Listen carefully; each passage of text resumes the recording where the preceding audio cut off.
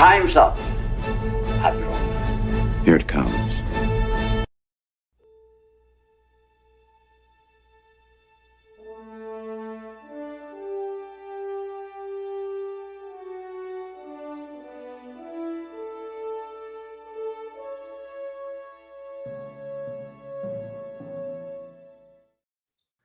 I think I made it a little bit too low there when I redid it because we added Jeremy to the thumbnail. Welcome, everybody, to another day of Where No Man Wants to Go reviews. And we thought it couldn't get any worse. I don't think we thought it could get worse. It got worse. It's Starfleet impressive. We thought, how can you get worse after insulting Mhm. Klingons the way they did? Well, today's episode said hold my beer to last week's episode, because this episode, I mean, Brad, I told you I was going to get angry at this one, and I did.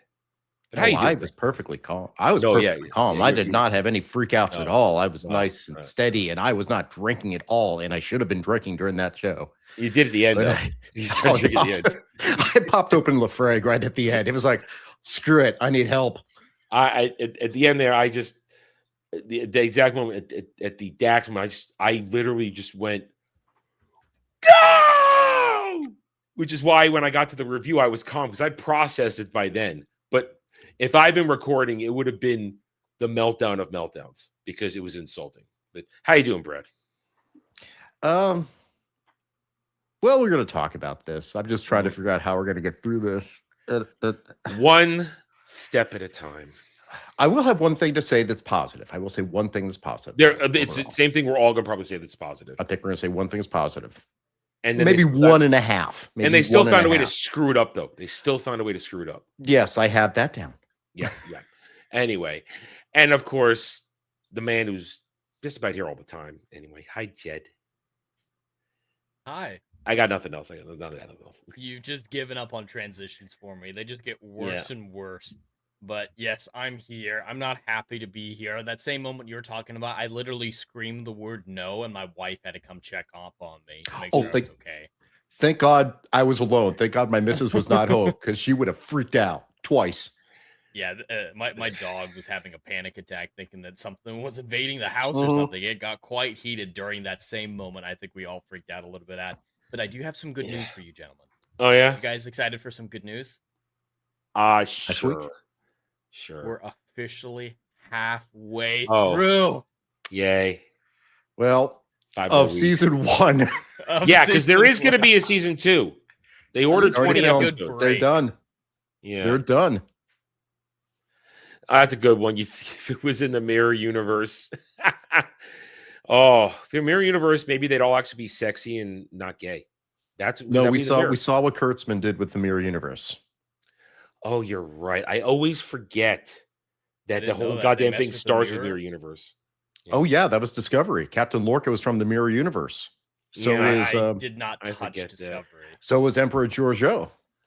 Yeah. I mean, GB, man, they got season 2. They ordered 20 episodes and just cut it in half. Yeah. So Yep. it's happening. It's happening. So we get to do this all over again probably next year. We do. Anyway, well, we do have a new ensign on board, Boy Genius Dermy, but he ain't here right now.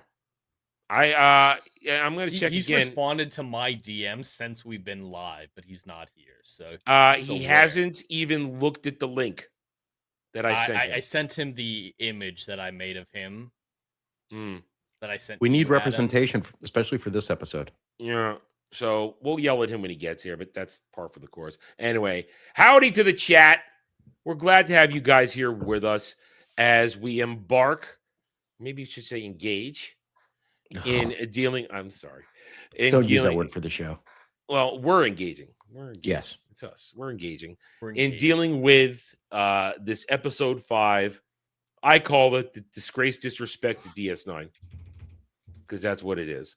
And what I found interesting is that all three of us took different things jumped out to all of us in our reviews. I mean, I was very heavy on certain lore points and the writing, and Tawny Newsome, I was zeroed in on her self-insertion fanfic that this was.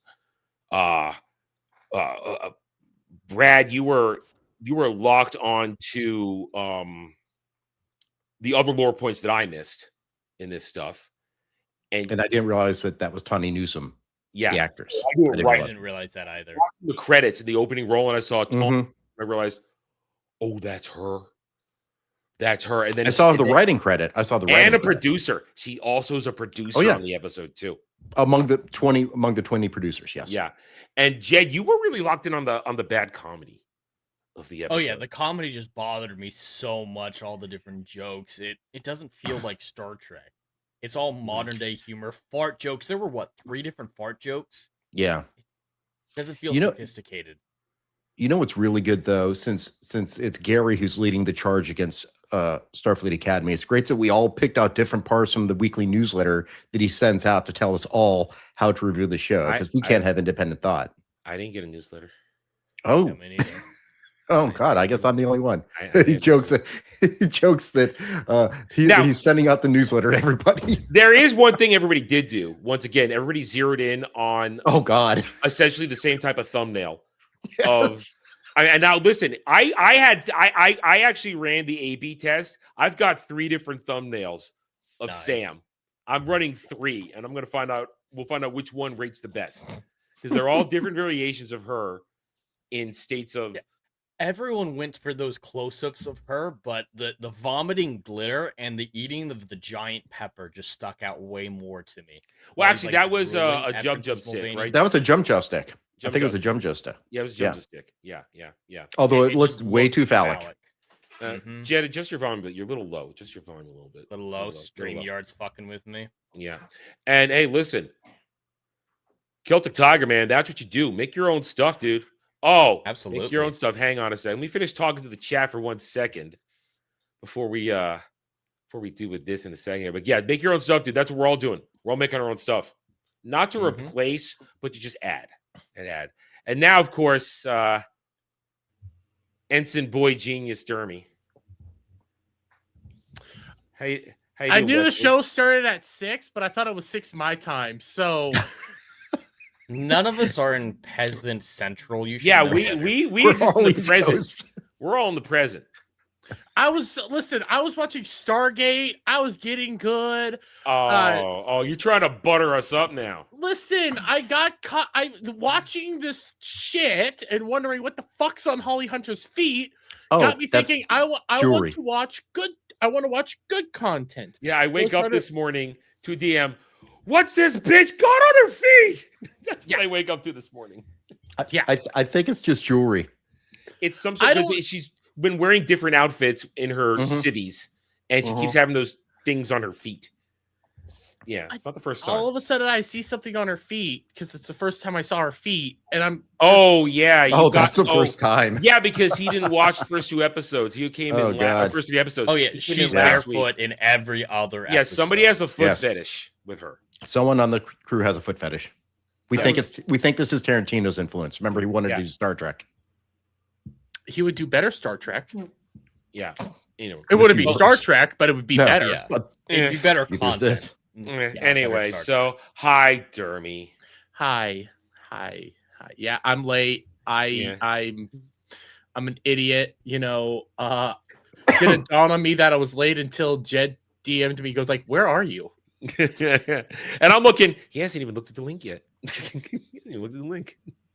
I've been watching Stargate. I've been on Twitter. Well, okay, now you lost me. Because that anyway. All right. So we're here. Howdy to the chats. Let's get to this. So here we are. So this episode, Brad, what's the real title of this episode? The real title is Series Acclamation Mill. Supremely annoying manatee. Okay. I know we're not going to do that the entire time because you said that on your review. I know. I, as someone who actually lives near Manatee County, I feel like I have to speak up for the manatee population in Florida and say this is extremely insulting for them. They have enough problems avoiding boat propellers. I know. They don't need this on them. All right, so I will not, from this point forward, I'll call her Sam because I can't say the full joke every time because she is the episode. And I want to get this out of the way quickly. B plot, worthless. Oh yeah. Oh, entirely. It's jokes. It's just bad comedy. It's bad jokes, bad comedy, and I don't know what the purpose of it was other than Holly Hunter's feet. There's no point. It was it's there just to show her emasculating the dean of the War College again, and Yeah. shows that she's still I believe that Aki is the worst character in the show, that she's the most immoral, that she's doing the most damage to these kids, because a good Starfleet chancellor or whatever could turn these kids around, try to make a good officers out of them. She's not. She's only exacerbating their current flaws. And she's ruining Starfleet. Starfleet will fall apart because of her teaching methods. And she's just an idiot. She calls something a double negative, thinking that she's so pompous and smarter than everybody else, but it's not a fucking double negative. Jed, remember where Admiral Vance found her? Teaching at a kindergarten. So her teaching experience is teaching children, which explains why she infantilizes young adults. She infantilizes herself. Oh, and speaking of that, I want to point out, so we've been debating on how old these characters are, right? We're doing the math with Caleb. We got 15 years. And yeah, I always thought they were teenagers because of the way that they're acting. This feels like a high school drama. And in the pop-up when Sam was looking at Fishboy, it confirmed that he at least is 17, which is what I was thinking. So by his species. By species standards. So and I doubt they thought it through though, because the math doesn't work out for Caleb being 17 as well. So they just he's 21. He's 21. He's 21. But here's the thing, that whole B plot is just so we know that Commander, not Captain of the War College, is angry at her because she quit 15 years ago.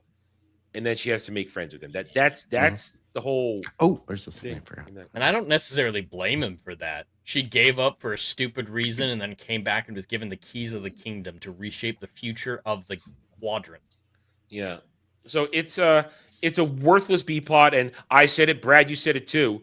We could have been done 20 minutes earlier watching this shit if that had not been in there.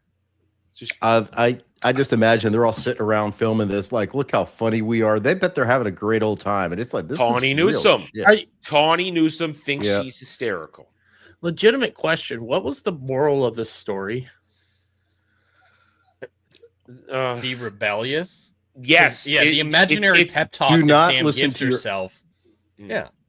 Children are a future. Don't listen to your elders. We have no knowledge. Jeremy, I watched the episode and I'm sitting there going like, what was the purpose of all this? Like, what am I supposed to take away? What is the deep philosophical questions that I'm answering? And it's only just, it feels like things happened for the sake of things happening, and I hated it. And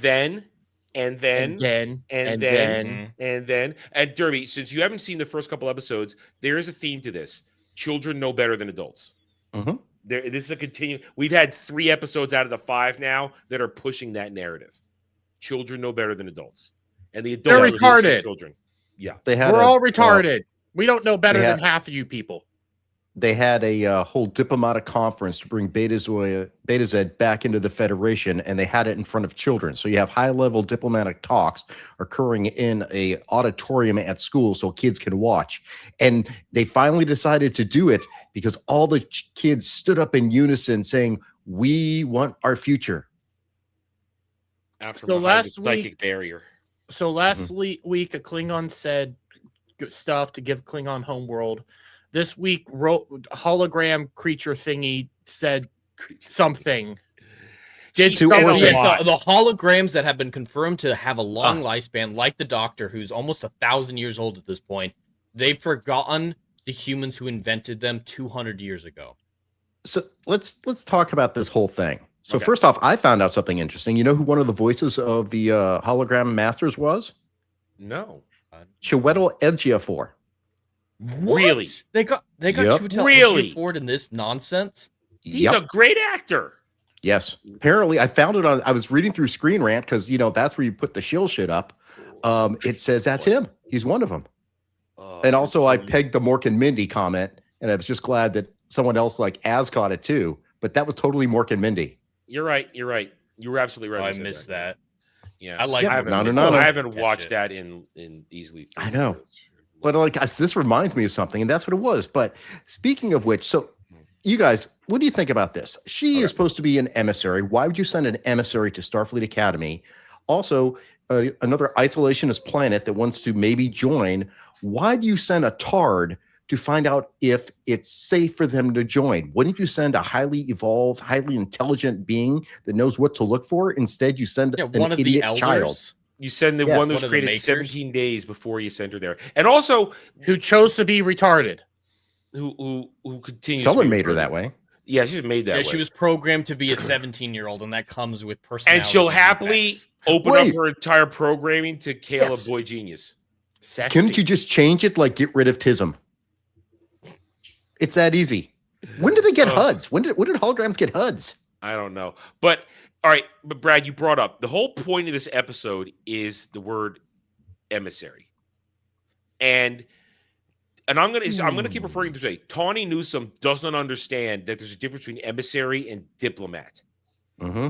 They sent Sam there to train to be a diplomat, not to be she calls herself an emissary, but she's learning to be a diplomat. Cisco's an emissary. That's the deepest they thought about it.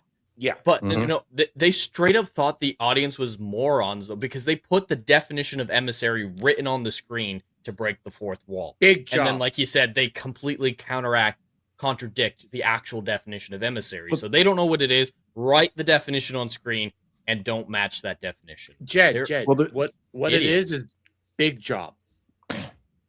Oh, that's right, big job. Big job. Because they had to tell you. Well, it'd have to be a big job to fit her ass in it.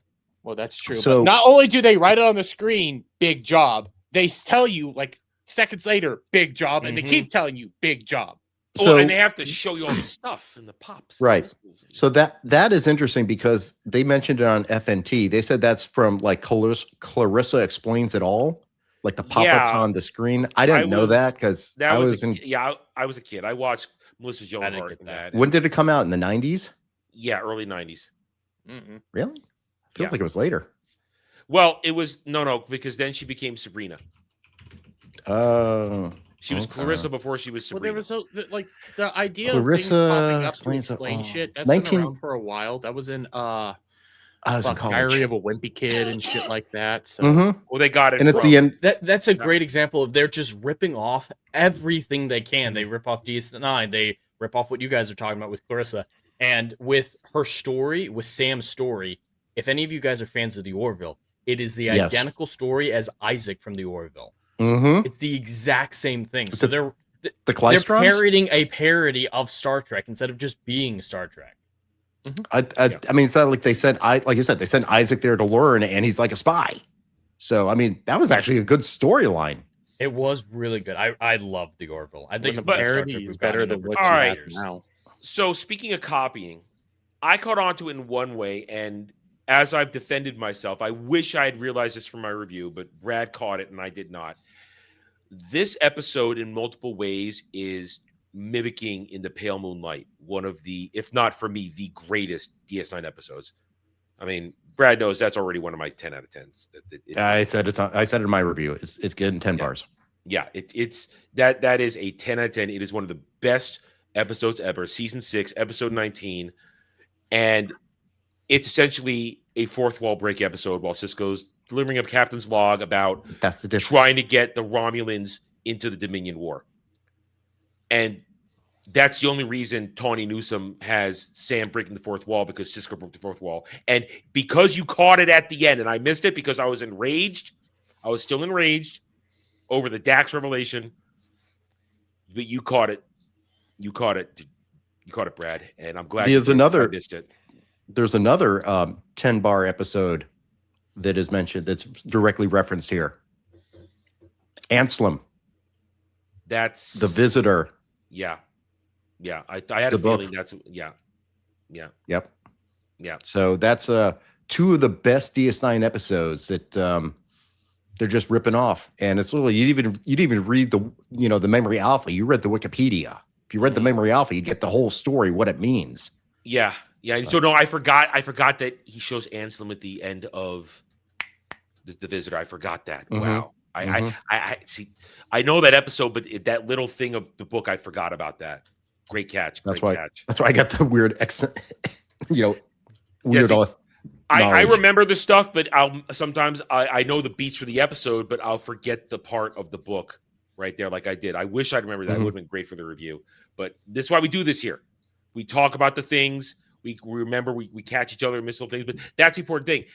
This is Tawny Newsome reading a wiki page or hearing a line, because freaking, and this actually, I didn't just add here. This is actually in my clip library here on StreamYard. And I'm going to play it. Stream Elements is another thing. Shut up. I'm not talking to you right now. Anyway, yeah, look sad because I'm not sad. I'm still waking up. I've been up since 9. Anyway, here's the line in its true moment. But the most damning thing of all, I think I can live with it. And if I had to do it all over again, I would. You know, the weird thing is, that was the best part of this episode, was that line, and it made me actually think about that line. But then I started wondering, how does this entangle with the episode at all? Because they stole it from a true episode of perfect Star Trek. After this episode, is anybody else terrified, like myself, that Tandy is going to be the heir apparent for when Kurtzman leaves? I don't think so. I don't think so. She's been in with the lower decks, but it's still she's been doing more Star Trek than nearly anybody else. But here's the thing: when Kurtzman's contract is up at the end of this year, cleaning house. That's it. Because they're already going another direction. We just don't know what they're doing. It's not Kurtzman. Well, Starfleet Academy season 2 is not coming out this year, so there's still going to be dregs of it after his contract expires. Yeah. But right there are elements of good DS9 cherry-picked and bastardized throughout this entire episode. And that was, to me, once Brad realized it and pointed it out, that's the most egregious. My whole thing is that Tawny Newsome chose to basically write a self-insertion fan fiction, making herself a central character, not necessarily in this, but now in Star Trek, by creating a character to make her Dax. $5 if she doesn't even know who Dax is. She knew enough to get it from Wikipedia. I mean, because here's the thing, and I had to look this up, and Brad even corrected me later on, because I got the times wrong on how old the Dax symbiont is in DS9, where a symbiote lives max life around 560 to 600 years. That's its lifespan. I went and looked up because I didn't know. I was curious. I was like, wait a minute, there's no way the symbiote lives that long, and it doesn't. Rare occasions they said 800 years, very rare occasions, but no. And Brad, how old would the Dax symbiont technically be if it did survive this long? 32nd century. Well, first off, in DS9, the Dax symbiont is around 350 to 360 years old. Okay. Actually, I think it should be a little bit older based on generations and being on the 7th life, but this now takes place in the 32nd century. So the 24th century to the 32nd century, you're talking another 800 years. So that Dax symbiote is probably at least 1,200 years old. It's in full senile. It's senile dementia. That's the only thing I can explain this right now. Senile dementia. This is, and you would not know that was a trail. Yeah, you wouldn't, because when she, at what level of trail is even in that monstrosity of an alien there? Someone thought it was a Cardassian mixed with a trill, but even that doesn't make any damn sense. That one another half breed. That wasn't a spoon. Was it a spoon? There was like the sides had that. There was no spoon or anything. I don't know what that was. But Trill are there. In that time frame. We had one on Discovery. Yeah. That had used pronouns. Pronouns. Yeah. And didn't she talk to herself, if I understand that, or something? She had I forget what it was, like an imaginary friend or something, or a psychological friend, and then they made a body for it, and then they were like non-binary lovers or something. I don't know. It's but point is, she made herself Dax.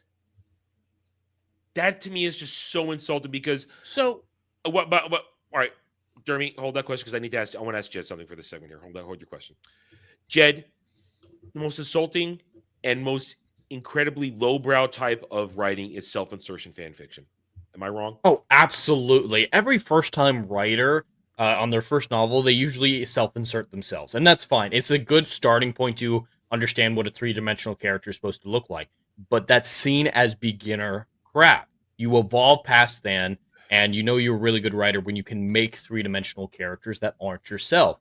So it's a good starting point. If you're still doing that as a quote-unquote professional in an industry, you're not a professional. You're still a beginner. You're still woefully untalented. So yeah, doing it professionally is one of the cringiest, laziest things you can possibly do, especially self-insertion of that importance. Because Dax, I was talking to my wife about this, and she's not a fan of Star Trek, and I compared what happened with Jadzia Dax to Atreyu from Neverending Story, is that it's always too soon to talk about it. Yeah. Every franchise has that one thing that is just so sad and horrible that you don't talk about it. It's still too soon to talk about what happened to Jadzia Dax. And that feeling is she wants to capitalize off of it. I can't wait to transfer that love to about herself. It with us. Oh man. Well, I mean, all right, Dermy, what's your question? That goes into my question. As the guy who doesn't know who Dax is and any of the connections of Dax, sorry, Jed, who's Dax? Okay. Because I looked him up. I've seen like at least the first guy version of him with no lips. I've seen no. That isn't Dax. That was in TNG. All right. Dax is the name of the symbiont. The species are called Trill. Yes. They live in a symbiotic relationship with these essentially worms. Think of it like this. Let me put it in a way you can understand it. This is how we got Hitman to understand it when we explained it to him. Think of it as a Goa'uld, but not an invasive parasite. Okay. It's a living creature that stores memories, but doesn't have a distinct personality of its own. It's sort of basically a biological databank of lifetimes and experiences. And so unlike the Goa'uld, Dax are no, Trill. No, Dax is the name of the symbiont and the character. Trill is the species. What was that underground Goa'uld network that they were like good guys? Tok'ra. Yeah, Tok'ra. Kind of like so think of it as the Tok'ra instead of like the people that want to just dominate everything. Got it. Yeah, but here's the thing: the symbionts that live in symbiotic relationship with the Trill, they don't have a consciousness of their own. Not really. They they live in the belly. They don't attach to the brains or anything. There's a pouch on a Trill where they can just slide it in there. They're kind of puppet people. So like they're a host. They're just a host. Really, literally, the term is host. Well, and some of their personality rubs off, right? Because Dax, it's memory. It's minor because Sisko's his mentor, the previous Dax, had a slightly different personality, and then Jadzia Dax versus the other Dax. Curzon was a man and an older man and had a longer lifetime. The thing is this: here's how it works. Ezri. We'll talk about Ezri. What happens is a symbiont has the memories and experiences of its previous hosts, and it's meant to evolve the symbiont each time it goes to a new host so that they can create a stronger, basically, educational system and pass things on. So, perfect example is episode DS9 where Dax discovers she had a secret host that was erased from the symbiote's memories. Turned out to be a mistake. They put it in a serial killer, and they didn't want that to damage the memories of the symbiote. The problem is, at one point, the memory block starts to break, and the memories are seeping in, and Dax is having a meltdown because the symbiote and her brain waves, they're not talking to each other anymore. She's starting to die. So they have to unlock it. And at the end of the episode, that serial killer also have to be a good musician. So suddenly she can play music. And it's that you retain skills and memories, but you do not really have a personality that isn't yours. You become changed because suddenly you gain all the knowledge, but you're still you at the core. It's not a Goa'uld taking over and forcing its own personality and suppressing yours, or a Tok'ra blending where you switch back and forth. between the two, and you have a shared. Could it be kind of like a Gould or Tok'ra mixed with the Jaffa, because the Jaffa has the pouch? And they share. It's sort of like a Jaffa in the sense that the symbiote becomes a part of the body's biological functions, but and if you separate the Trill and a symbiote, they will both die. A Trill will die within a day without a symbiote if they've been joined, because it's permanent. But a symbiote can then be rejoined with another Trill. Perfect example is in the lore of DS9, because Jadzia gets murdered by Gul Dukat at the end of season 6, who's possessed by Palwraith. She dies, and they weren't going to make it to Trill in time. So they grabbed the nearest Trill they could find on another Starfleet vessel, Ezri, played by Nicole de Boer. And she got the Dax symbiote, which was established. Now, she had 0 training to be a host. There's a whole process of becoming years of training.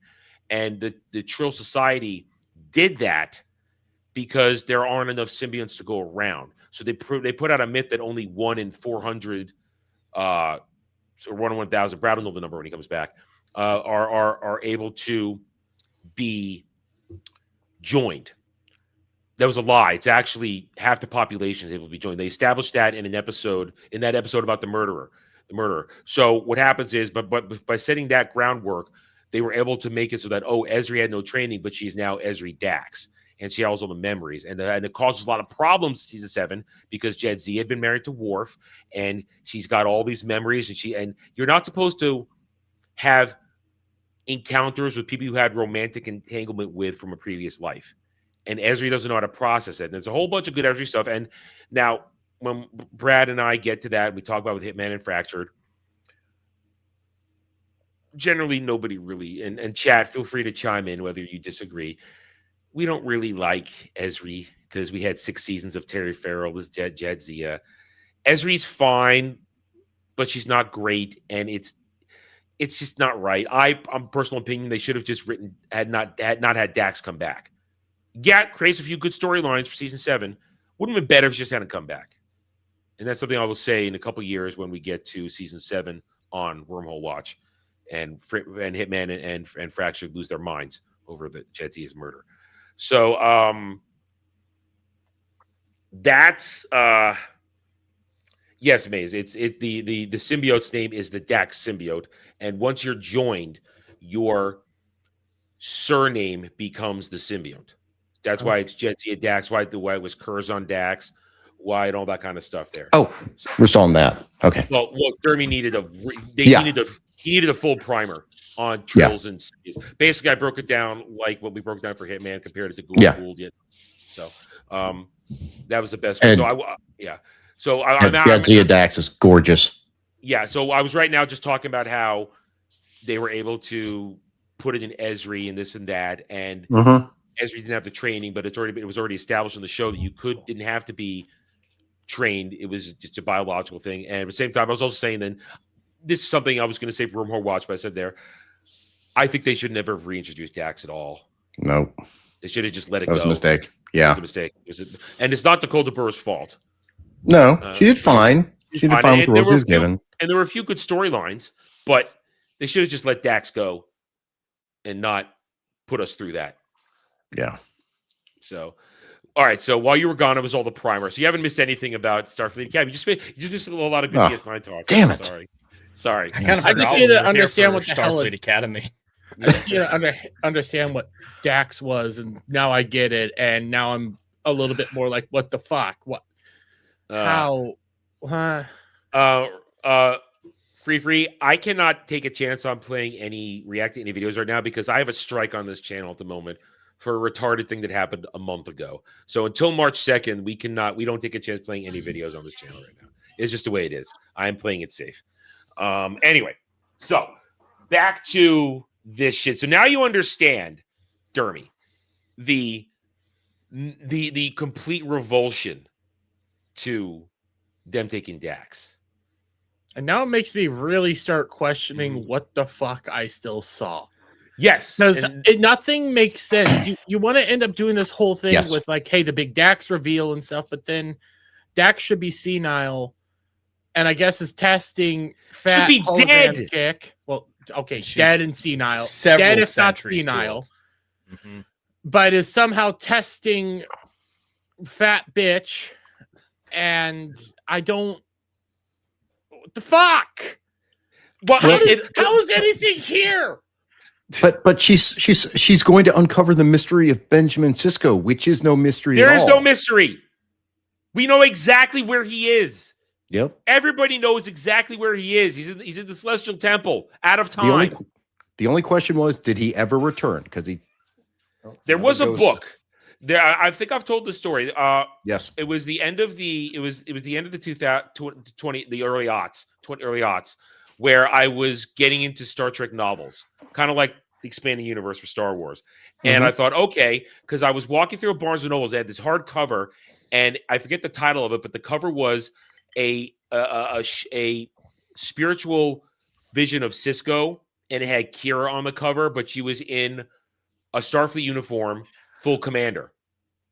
And I thought, wow, they're gonna answer the question. But there's a lot of books that came before this, so I started reading all the books came before it. But then I kind of realized, wait a minute, none of this counts. This isn't like the EU where it counts for Star Wars.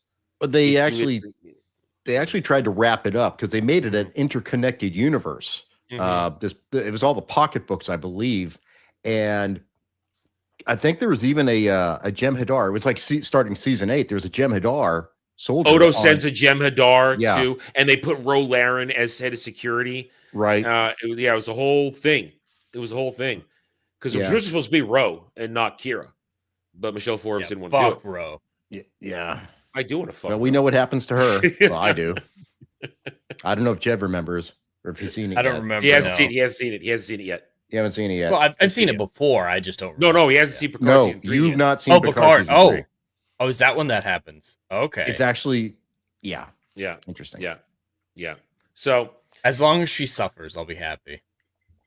I'm not saying anything. I'm not saying anything. Anyway, no. So I started reading that series, and then I got a couple books in, and then I realized, wait a minute, this doesn't count. None of this is going to be canon to TV shows. So I gave up. I never got that far because I really want to see what they were going to say.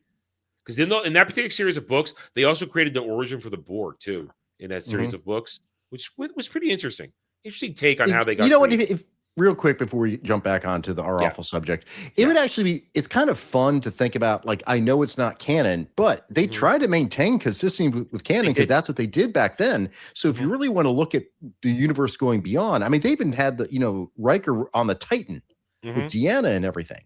So, I mean, if you want to really follow the idea of Star Trek being written by people who actually paid attention to it, what happened afterwards, it's not a bad starting point. Yeah. It's a lot of good stuff. I just couldn't commit to it because it wasn't going to be canonized. And it was just default for people back then to try to keep it within canon, even if it could be overridden later. Like you're talking about. Same thing with EU movies or what? Yeah. They just, except the default. Except George had power over the EU. He had veto power, and nothing happened without his say so, which is why it has a higher canon rating than the Star Trek books. Yeah, because George was involved. Yeah, like Gene Roddenberry had him involved with the books. That would be very different. Oh, he had no. I want to read the Star Trek books. So if anyone has recommendation for just a great, I'll go find. I'll go look at the list. I got some. Brad's got some for you. Brad's got that for you. Anyway, I love to. All right, what did you say? Feet?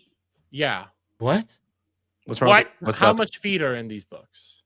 Not enough. I'm trying to drag us back over to the show. I know, and I'm going to. I don't need you to say feet for me to drag us back to it. God damn it, Dermy. Well, apparently Starfleet wants us to focus in on the feet. It's Starfleet. Starfleet. Oh, you know. It's not. No, it's actually. There's no longer Starfleet Academy. It's Starfleet Leering Academy. So, or Leering Center. The next pedicure. Starfleet Leering Center. All right. So back to Dermy asking the question. What is this even for?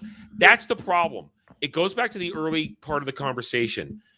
A misunderstanding of what an emissary is. And it also goes back to Tawny Newsome not understanding what Benjamin Sisko was as the emissary of the prophets.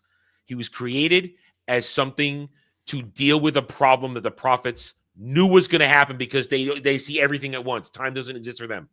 They needed a weapon against the Pa race. So they created Benjamin Sisko. Is that's a bare bones thing about it.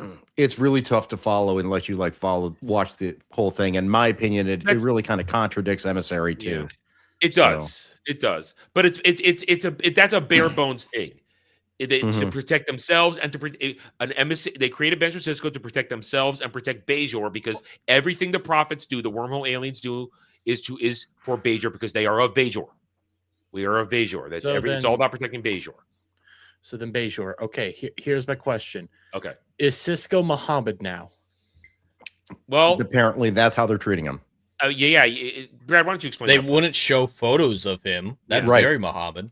Well, now there's a question as to whether or not they were allowed to use Avery Brooks' likeness. I don't see why they wouldn't. But they used his voice. They used his voice from a spoken word poem that he did in an audio novel. Rights to that? That's the question right now. No. They asked permission. Oh, they did. Okay, that's why it said thank you, Avery, at the end, because they asked permission. They also talked to Cyril Lofton because he and Avery Brooks are still close, because they developed like a surrogate father-son relationship, playing father and son. And Adam knows I praise all the time the way they portray Ben Sisko and Jake Sisko as a father and son. It is a fantastic representation, especially in the 90s, of a young black family, because you don't get that now. So then I think it's very significant. Was Jake Sisko played by the same person? Yes. That is the one bright spot of this. When after Captain Holly Hunter sends Sam to the and Brad, it was a fake museum. That was not. I know there is an actual tier of the Prophet on Earth.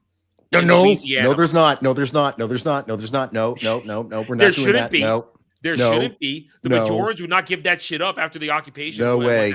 No way. I was a little worried that it would actually work, the holographic. But that was a holographic representation of the but that shouldn't even be there. But she sends her to the thing. And while she's there, we got what? Well, it was but first of all, she could have just transported over to the fucking museum. She's on Earth. It's a transport away. But I guess they didn't have the budget for it to make something outside the fucking school. Anyway, go in there. There's two problems with this entire scene. Well, there's one problem. There's a lot of problems with that scene, but then there's one that is dumb. Once again, Tawny Newsome doesn't do her homework. And I spotted it, and Brad spotted it too during the review. There's a family tree, a Sisko family tree that's on several wall panels. And she stops in one of the front that has Benjamin in it. Problem, and it shows he married Cassidy Yates, and that's a story for another time. We'll deal with Cassidy Yates another time.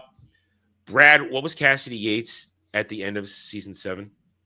She was knocked up. There was a baby Benjamin in the oven.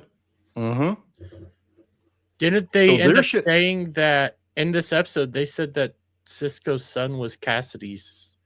No. They had that right. They had him connected to Jennifer Sisko, his mother. Problem is, when you look at the tree, there's no continuing family tree from Cassidy Yates, who had a Sisko heir in her belly.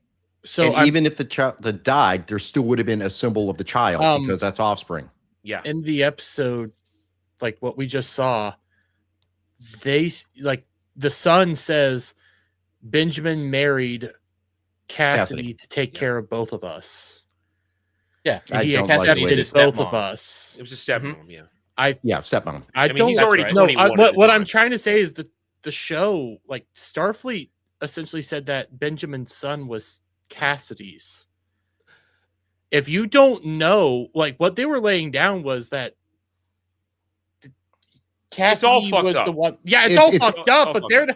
So now, I'm confused. So Cassidy had another kid apparently, but the show's like they didn't. They forgot. Tawny Newsome forgot she's an idiot to take care of me. Jake did not need taking care of when they got married. Jake was 20 years old. Yeah, he was. And I also disagree that they had the funnest time. Fucking fried right now. They were trying to imply that he was her kid. I think you just misunderstood it because they have bad writing. That's what I think it is. This is bad writing. But probably is so they missed that right there. They didn't acknowledge the fact that there should be another line. And Brad said, even if the kid died in childbirth or something, there should still be shown that there was a child. But hey, how happy were those last few months together, Adam? They were at war with the Dominion. Yeah. They were the happiest months of his life, though. We'll get back to that in a second. So during that, though, she pushed the button, and then we get a holographic recording of Jake talking about father, and that's real Jake Sisko right there. That real was Jake fine. Sisko, and that was cool. It's like, hey, Cyril Lofton, nice to see you, buddy. He's cool. clearly the best actor in the show. What's because he has experience. He's also recalling because he knows what the character is. Now, this is my notes that I was writing down. Cyric, totally fine first time, respectful Sisko. It was a respectful presentation of Ben Sisko. And honestly, I don't think they disrespected Ben Sisko in this episode. I think they misrepresented him. I didn't think they changed it. Yeah. I think they were scared to touch him. Good. You don't do that. They've already fucked up by touching Kirk in Strange New Worlds. I think they were legitimately terrified to touch him because of just how popular DS9 has gotten this past go-arounds. They fucked up so many other people. I think they wanted to do something here, but they were just think about it. Scared. I thought that they would actually include him, like have his voice come out of the orb or whatnot, and just find some way to talk about him in that temple. I mean, he was next on the list because you're right, Brad. They fucked up Kirk. They fucked up Picard with Patrick Stewart. What'd they do to Spock? Good Lord. They waited until Nimoy dies before they rape the before they F the fucking corpse. And they have also they even fucked up Janeway with fucking Prodigy. They even fucked up Janeway. So it was Archer's okay right now. Archer's still safe. It was Sisko's turn. But is Archer next? Well, Scott Bakula is trying to do another series. He wants to continue President Archer. He wants President Archer, which I don't want. I don't need a West Wing Star Trek. But here's one that I caught on the second watch when I was going through looking at things. Why is there a typewriter in the museum? That's from a fantasy. No. When he's Benny, that's a delusion. That's a delusion. There is no. Yep. Fuck, I didn't even notice. It's a great episode. Too. I noticed it. Yes, Far Beyond the Stars. One of the other ones that gets a lot of Latinum from me. They handled racism really well. Exactly, Jed, you're totally right. That is the proper way to handle racism because, and then they even got it back in the one where they went to save Vic's bar because remember that's such a glorious episode. That's a perfect example of a day in the life episode without super consequences to the station. I love that episode. All right, point of order, Jeremy. Next question. Just because I'm seeing you guys gush over Sisko and everything, and the only real connections I have are you guys and what the show told me. Does Sisko have like a real big attraction to both baseball and DS9 and Gumbo? Yes. Like, is that an actual? Okay, all right. His passion is baseball. His passion is baseball for sports, and he grew up in a family of chefs. Okay. So his dad runs a restaurant in New Orleans. So he does love Gumbo. Gumbo. Did we get any confirmation that he actually grew tomatoes in his room, though? No. In DS9? No. That was a weird. You could just replicate tomatoes. Well, that's that's also a retarded fucking thing. When Sam brings all the food to the peanut gallery Mongoloid squad, Benjamin Sisko used fresh ingredients to make his food. He cooked his food. Because Joseph did not use replicated food. So by replicating Sisko food, there's no way you're going to have the same experience of eating Sisko food. No. That is such a misunderstanding. It's all fake. The only good part about that scene is it made me want to get my Cajun food again. Get some good Creole. There's a fire in my mouth. He's gonna get a lot of things in his mouth real soon. There's gonna be something in his mouth. He's wearing a fucking skirt. Okay, do we know what? All right, so what do we have? We are now officially going to call him Gaiden, right? Because he's totally gay. I just call him Gay Klingon now. I just call him Gay Klingon. It's Gaiden. Yeah, he's very gay. And I want to jealousy too. I also want to shout out to Adam pointing out the pitcher catcher thing after I did that the AI video. I did a 3-minute AI video which I showed the guys before Wormhole Watch of the last episode using Grok, and I have at the end, he goes, "I'm the Klingon who catches, I do not pitch." I get tortured by these things. So yeah, with that skirt, you know he's catching, and they go It's out of canon, their way. Adam. They go out of their way to bring back the white dude from the War College to hit on him, and we all caught it. We all caught it. Bitch boy, fish boy, he's jealous. Oh, he was so jealous. But he's in. Quit engaging with him. You're crossing the boards. Your boundary. You're out of bounds. All right. So do we want to go to the bar? At least one thing I talked about a lot was the modernism, and in that scene, there's just a great piece of modernism. But yeah, the comedy, the music, the dancing, that club. It's also the drag queen bartender. It's all super modern. No, but there's another piece of modern. You guys don't understand. That person just literally wandered onto the set that day. That just walked. That was not cast. They just walked in with drinks. You're hired. I would actually believe that. I would legitimately believe that. But they were also very modern with they showed something very relevant. They showed a black woman hitting an Asian woman. Well, yeah, very relevant, very modern, very. Cisco, bar fight. Oh, for the emissaries. So wait, is that what he? Wait, he punched S.U.A.C. That was the baseball episode. Remember the Vulcan captain? He punched. Didn't they get into a fight? There was a fight. Memory. Hold on. Take me out to the hall. I'm gonna take me out to the hall. So we keep talk. I don't get how a bar going to a bar is going to help her understand Cisco more. It isn't, because here we go. This is the other part of the retarded thing in this episode. To answer Dermy's question again, what are they doing? It's showing this sad, twisted evolution of this character who knows nothing and learns nothing. And her infantile behavior, and who was enabled by other retards. Well, yeah, she's enabled by other retards. But even going to, so like before I get to the bar, the whole like I want to taste this food. Oh, I can play around with your and whatever. That is just insane. But okay, he has the ability now to make her drunk, and she taps it 12 times. Okay, if you know that now she's kind of fucked up, and we later see he has master control, couldn't you have always just turned down? No, he had to go make out with Betazoid Tooth. Listen, she's hot. I get it. Okay, I get it. But you should probably you don't understand. First. We were told early in the episode that he has love for her in his penis. So yes, we needed a penis, blood to the penis. Wait, guys, we had the penis crossed out, the penis word crossed out, but we also heard the word morning wood laughed at. I mean, you know what? Again, I was not on my bingo card. I was so enraged at that point that I completely missed that joke. It was went right by me. And then Stephen Colbell giggles at it for the next 30 seconds.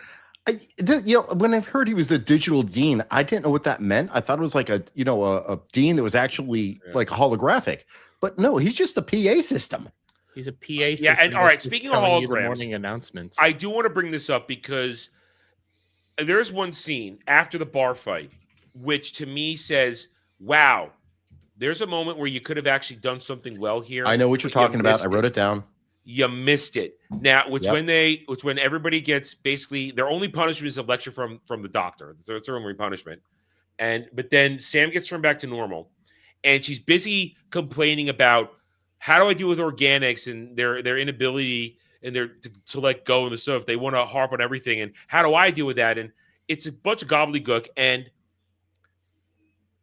here you could see for a moment, okay, we could have a real moment with the doctor here, realizing he starts telling her, you learn to let go because they learn, and we learn from them. And for a second, Picardo acted because we know we can act. Picardo is a good actor. We know we can do it. And he acted for a second here instead of just being... He played the doctor. Yeah, played the doctor. And for a second, you could see he's remembering his crew and probably the other crews he had in his lifetime. Yeah. And then it's gone. Oh, God. And you know what the worst part is? I don't like to call him the doctor because I know, but it's the only way we can. But the worst part is he actually is the doctor in that sense, because the doctor has people and then he has to let them go. He keeps going, but they don't, and that's part of the. I mean, that's what Tennant was talking about. You know, when they leave him, that's what makes him sad. So you had a moment here to have a great conversation, and I'm sorry. That should have been the crux of her arc, not the fake pep talk that she imagined. She imagines the pep talk that fixes everything at the end. Yeah, we'll go to that next. But have the doctor make a personal connection because he's in the best position to understand her life and have him fuel her arc. He is another hologram. He has seen so much. He has been all over the place. He's thousands of years old. Well, just get over it, though. 1,000 years. Oh, 1,000. He's 1,000 years. Just get 900. Just get over it, though. Yeah, he could be 900. He's a hologram. But they just gloss right over what could have been an actual deeply written, passionate, emotional scene. With good nostalgia baiting. But no. Thank you. I was about to bring these out. Because the reason Picardo is in this show is this. Yeah. That's the only reason. There is no purpose for him. You have a holographic main character as a cadet. You then have the first holographic character ever in Starfleet. And you don't use him as a mentor. Again, this suffers because, and Adam knows I say this all this time, this suffers because you got 10 freaking episodes. You cannot develop the characters and the storylines between them in 10 episodes. So literally, this is, and I've used this phrase again, and I know some people don't know it, this is all blipverts. If you know what max headroom is, you know what a blipvert is. Yeah. Blipverts were 30-second commercials compressed into 3 seconds. We are living in blipvert society. This was back in the 1980s. Max Headroom, the TV show. That's what blipverts is. Quick, blop, blop, move. Blop, blop, You're blop, right. move. You're right that it's blipverts. It's just go, go, go, go, go, and then. I disagree with your overall point that you can't develop relationships or anything like that within 10 episodes. I highly disagree. On this show, anime does it well. You have to have good writers and have a good story. Good writers is what this show is lacking. Because I was about to use Knights of the Seven Kingdom. You're only on episode that's fair. 4 right now, and I am so entangled with every aspect of it, and I want to just keep going. Every episode just feels like it's not enough. Let me keep going because I love it so much, and they are doing really well. Good character-driven story there. That's because of good writing, though. That's because of actual intelligence and the capability of making you care about these people. These Paramount don't have that power. Okay, Dermot, let me ask you this because I've not started watching that yet. How many main characters are there on Seven Kingdoms? So there's, I would argue, 2 main characters, but there's so many other characters that are being mixed in. All right, but tertiary don't matter. Okay. Brad, how many generally are there on a Starfleet on a Star Trek show? On a Star Trek show, there's now modern. I'm not talking Kirk and Spock because that was a trio. On modern Star Trek, it is generally 6 to 7 characters who, over the course of a season, share the spotlight, get their own stories. Yeah. So we have 6 or 7 characters now. You can't do that in 10 episodes. That's what I mean. You get 1 character per episode. And you don't get adventures that bond them. And sometimes there isn't even a character episode. It's the adventure. That's a good point. Bond. It's. I think it can be done under the right circumstances, but it's really hard. Yes, you have to be a really good writer, and it's rare. You have to be put it. Yeah, Taylor Sheridan's a good writer. TikTok writing. Yeah, I would say TikTok writing is a good 100%. But I think what it boils down to is the incapability of having good writers now. We don't have good writers. I think you can do a good storytelling within 10 episodes. It is hard, as Jed is playing out there, but I do think you need to be actually skilled and adept at being able to do that. The other thing that I think that has been pointed out on FNT and the other shows is they don't write a story. They get messages they want to project in an episode and frame the story around that. So this is overall everything for this story for Starfleet Academy is kids are smarter than everyone else and we know better. That's in my opinion what this all is, as opposed to kids learning something. Robert Meyer Burnett said the best way to make Starfleet Academy is to make it the paper chase. Make the bad guys the antagonists, the professors. He says, like, have a Vulcan professor teach first contact class and have everyone conflict with him. And that's what it is. It is more intellectual. It's debating the Socratic method. It's all this stuff where you get students learning to become Starfleet officers instead of like, hey, let's go to a bar. Great. That's like what, teenage shows do today. You're not in a teenage show. You're in an intelligent show. Star Trek has always been a show about intelligence up until 2009. There's no debate over the philosophy of anything going on. Oh, because you can't have exploration when you're stuck at school. And Star Trek is about exploration, or when you tweak it at DS9, everything coming to one place and creating interactions. And then we got a ship. It's just a shuttle. It's just warp. It's a little of all the sci-fi shows out there, Star Trek is one of the few that you could pull off a grounded school show, like you're talking about, Brad. Just imagine one episode where these kids, just like every kid hearing the Prime Directive for the first time, and you see it in Star Trek normal episodes all the time. You hear about the Prime Directive, and you're like, "That's wrong. What if people are dying?" Exactly, and just having that instinctual moral abhorrence to it, and then you come to realize, wow, this is actually so important. And we've actually seen it. Now, mind you, this is not my idea. This is Robert Meyer Burnett, same last name as me, different spelling. Obviously, RMB is like tier up here, like I'm here, which is pretty good. And but we've had that. Wesley's first test to join the academy, coming of age. He was in a simulation where he had to decide whether or not he let someone die. Why? Because it was testing what he would do. He's in the position who's like, Captain Picard had to let my father die to save the crew. That's his backstory. That was a question for him. The first duty, they covered up the death of a classmate when they tried to pull off a fancy flying maneuver. That's when Nick Locarno, a.k.a. Tom Paris, Robert Duncan McNeil, first appeared. And because they wouldn't pay the writer, that's why it became Tom Paris instead of Nick Locarno. And they could get away with that because they always reuse actors. So you can just they always did. That, you know. It's just in TOS, no one cared, but we were much more aware of it. But the point is, you can tell the stories. The Starfleet universe is vast. There's a wealth of knowledge and facts out there. Find it and put kids dealing with it. There's a holodeck. Make them deal with holodeck. I was just thinking that. Show me the Kobayashi. Show me a real Kobayashi Maru. Here's my question. I don't believe in the no-win scenario. So Starfleet is supposed to be a military-esque, paramilitary. Paramilitary. Quasi-military. They're supposed to be having these actual structures to them. Where is any of that here? The closest thing I saw, the War College. Yeah, the War College was the thing that, hey, we are, strict, even though that is. And they wear black because they're strict, aren't we? So edgy. Okay, so here's the lore. That should also have some aspects in Starfleet where, hey, we are respecting the rules of command. We are following this all through. Here's the lore. The lore is this: Starfleet originally was always that way. It was an exploratory organization, and you go back and watch Enterprise, and when that was Earth had Starfleet, they had their own Starfleet. That's what Jonathan Archer was. He's part of Starfleet then, and they went out in the universe and they weren't prepared. They went with very minimal weapons because they're dumbasses and we're just going to go out here and explore. Everyone's going to love us. Guess what? Jonathan Archer got his ass kicked many times, and then they started upgrading the Enterprise. Right. So that's where Starfleet had the military aspect. So yes, they were trained in a military style because you have to have a hierarchy when you're going out and exploring. You have to understand that you have to protect your butts. Now, what they've done here is this is all because of STD's burn. So Earth got cut off, and then everyone else in Starfleet was out in space and they couldn't get anywhere because they effed up how dilithium works.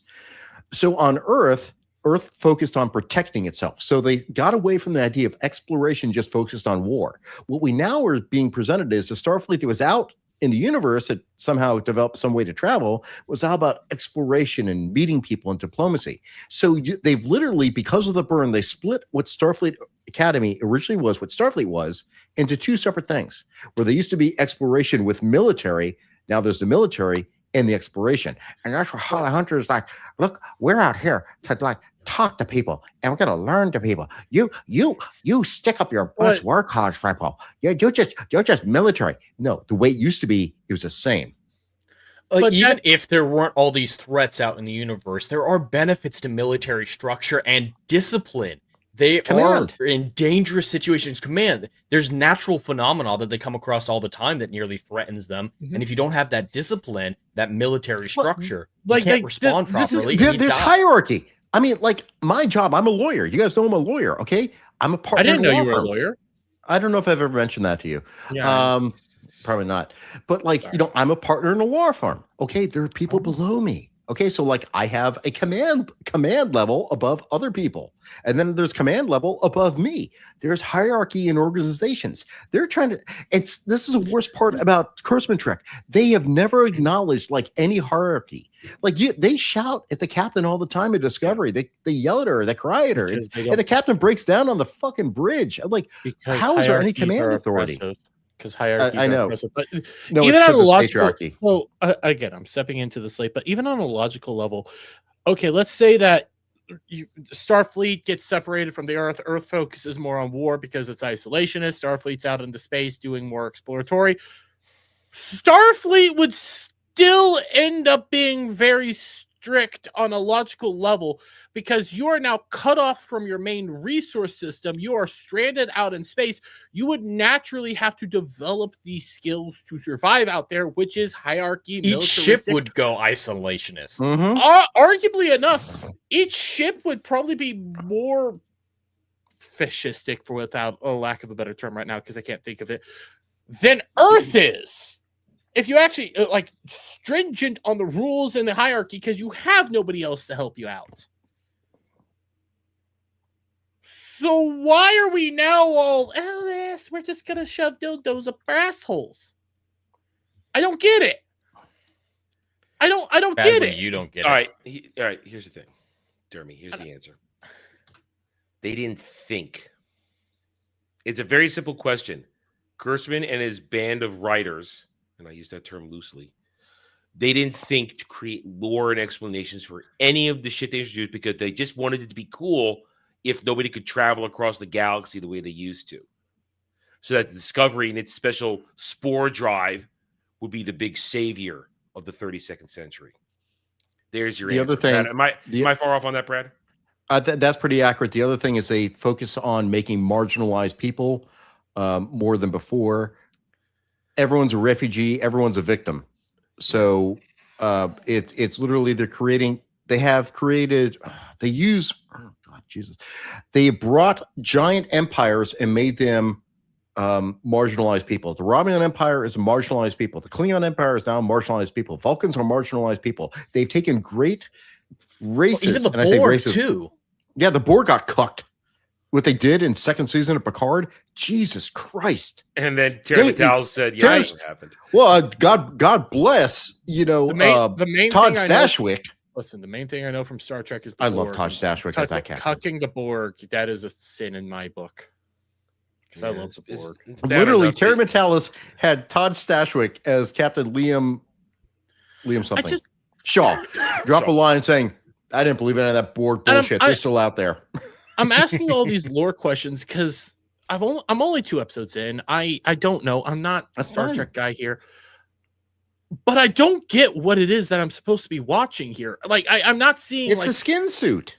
You're watching the CW teen drama series. I don't even want to call it that. That feels like it's an insult to CW. That's what I'm trying to lay out there. Oh yeah. By now CW people would have already had sex. Nobody's had sex yet. There's pure nonsense here that we know of. We get no, guys. Don't worry. Next week. Oh, is it happening? Is next week the 6-month period? Because they did mention 6 months in is when you can start hooking up. I'm sorry. Did you say 6 month or 6 month period? Because we are going to get the first live action sex scene in Star Trek. It is hetero though. Time.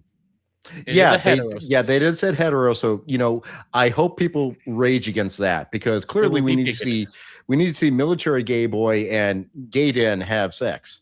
Of course we do. But I lay this out because I don't see the point. I don't see what I'm supposed to be acknowledging with. And when it comes to Sam, like all I'm getting is sane. There are people out there defending this shit. I've seen so many people say this is one of the best episodes of Star Trek, period. Okay, but then you get like those people need to be lobotomized. The funny thing is, like, I think it was the Mary Sue article that said, right wingers like Nerdrotic and Gary and Critical Drinker who don't understand Star Trek are bashing. I'm like, dude, Gary was watching it before you were probably fucking born. I was watching Star Trek in 1980, for God's sakes. I'll fully admit, I've been watching it since '84. I don't know Star Trek. I don't know. But what you the know fuck bad I'm supposed to TV. be accepting here. But- I don't. but I feel like you this watch is a Voyager. curse from bad. Well, yeah, I did watch Voyager, and I saw. You it. watched Enterprise. Yes. You should honestly, dude. You should go watch TNG. No, you should watch original series. You're gonna see like some good alpha male shit in it. I mean, I've seen a couple episodes of original series. It's okay. Bones is my hero of the original series. I can give you I 10 love episodes Bones. right now that you need to go watch. I And prefer you can watch them in any Stargate and order because Gundam. they're not really connected. So I prefer Yeah. Stargate, and when I want good other philosophical questions, I watch giant robots battle each other. That's fine. And it's sad. You know what's sad, Adam? I'm gonna lay this out here okay. because my favorite comment ever is Japan's answer to both Star Wars and Star Trek was Gundam. Mhm. It's sad that Witch of Mercury feels more like Star Trek than Star Trek does right now. Yeah, but Witch of Mercury was a disaster. Yes. Yes, it was. I would rather And watch Witch of Mercury than this. Or here's the thing: Witch of Mercury is another version of the slop we're seeing now because it takes place at a school. And yet it is more yet it makes more sense than whatever the fuck we're watching here. Sorry, I'm going. And over my list. I'm laying that out, Adam, because Now you get to not understand what we're talking about. I Brad. don't That's your know turn. what's happening. Witch of Mercury was just yeah. nightmare fuel. I I've got don't no know I what's warned happening. you too, didn't I? I told you it was going to be bad when it broke down. I said it's not good. It's not going to end well. I don't know what's You happening. didn't believe I me. don't know where we're going. This is my with nerd blind spot. Yeah. it. Witch of Mercury made more sense, and I hate Witch of Mercury. It's vile. It's scum. It's awful. It needs to be burned in pits of fire. Yes, it does. And it's better than this. I'm sorry. I was going over my list because I made a bunch of lists. Well, of topics we I need to wanted move to. talk about. Dermy is very correct that in some cases, but we need to now talk about talking about what it's about. It's about this episode is also about a crazy person. Sam is not well because she opens up a book and has a conversation with herself as Jake, and what that's did where I- it gets insulting because he says, First off, there's "Girl, many issues. this." Hey sis, hey girl, hey girl. I felt like it was like a Justin Timberlake video or something. Yeah. First off, I called this out in my review. This is the Han Solo Kylo Ren moment where she is talking herself into saying, "I can be great." Kylo says, "I'm such a bad person." And he imagines Han saying, "I forgive you for stabbing me through the gut because I love you, son." And he's like, "You're right, Dad. You're great too. I love you too." That's what that is. That is cheap ass writing. And it's JJ. It's JJ. And what did JJ start? 2009 Star Trek. Well, Who did he train? Learned at the hip of Connects. JJ. Bad robot. Bad. It's all reboot. poetry. It rhymes.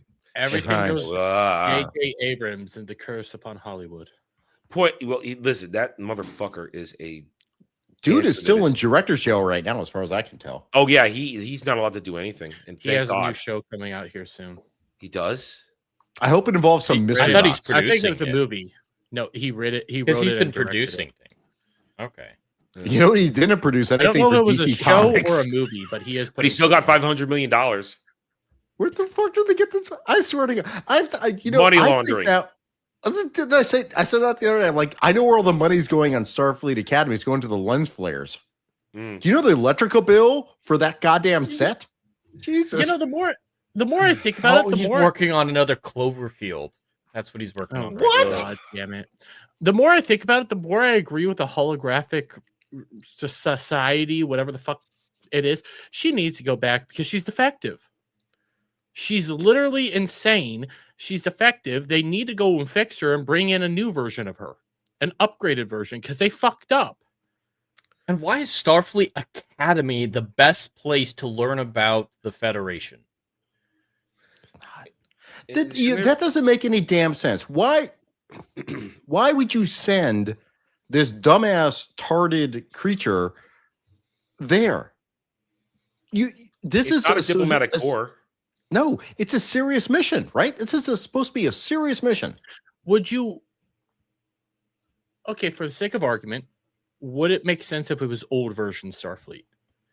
that you are wanting to do the diplomacy via Starfleet to discuss joining the Federation. Starfleet, not the Academy. Why would you send? Yeah, never mind. You- Never you mind. don't- I retract that. You first off, I would say you just introduce a holographic character. This doesn't work for the show at all. Well, Yeah. No, Well, it Reach doesn't out work. to the doctor and ask him. The it mission doesn't work work. because it's a hologram. But I mean, like, if you are a blossoming species, like, remove the They're hologram. not. Remove the hologram aspect. Okay, If you are a okay. blossoming species, you want to integrate within the Federation and Starfleet and all that, would you not send a potential cadet to Starfleet Academy to understand like their ways and learn it, so then that they can pass it down through other people? I Maybe would a not. group of cadets. I would not. No, If I would, because real Starfleet Academy is a grueling process. Only the best of the best get in. Because we're talking Yeah, about It's, people that it's be like, would you crewing really go to a high school ships. to understand how a mayor runs a the town? United States government works. Well, my thought process is, if this is legitimate Starfleet and you guys are like trying to So integrate, 20. Let's go you back would to send the 24th best. century. Yeah, you would send the best. I can't do to begin the calculus. I would have been process. kicked out. I'm No, fat. my problem is my problem is this. My problem is this. Why would you send this quote? I'm just going to say holographic emissary because that's what she calls herself. Why would you Yeah. send Sam? Mhm. Or if you're the species wanting to reintegrate, why would you send the person trying to figure out if it's safe? This society, the holographic society we're talking about, is scared. Well, they They're also scared have they have the retarded concept. We want you to take this class about unsolved mysteries.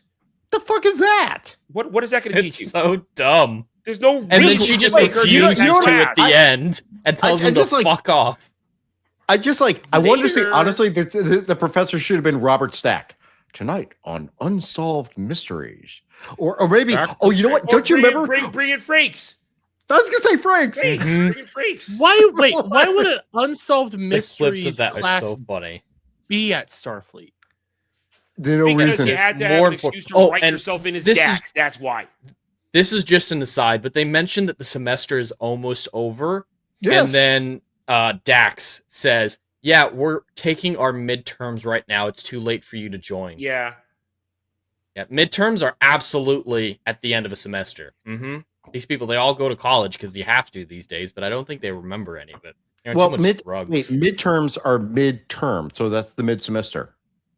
Yes. So they're halfway But they're through at the end of the semester. Yeah, that's what I'm making fun of them. It That's should the be end. finals for being the end Yeah. of the semester. Is it Tawny the end of the semester? Newsome.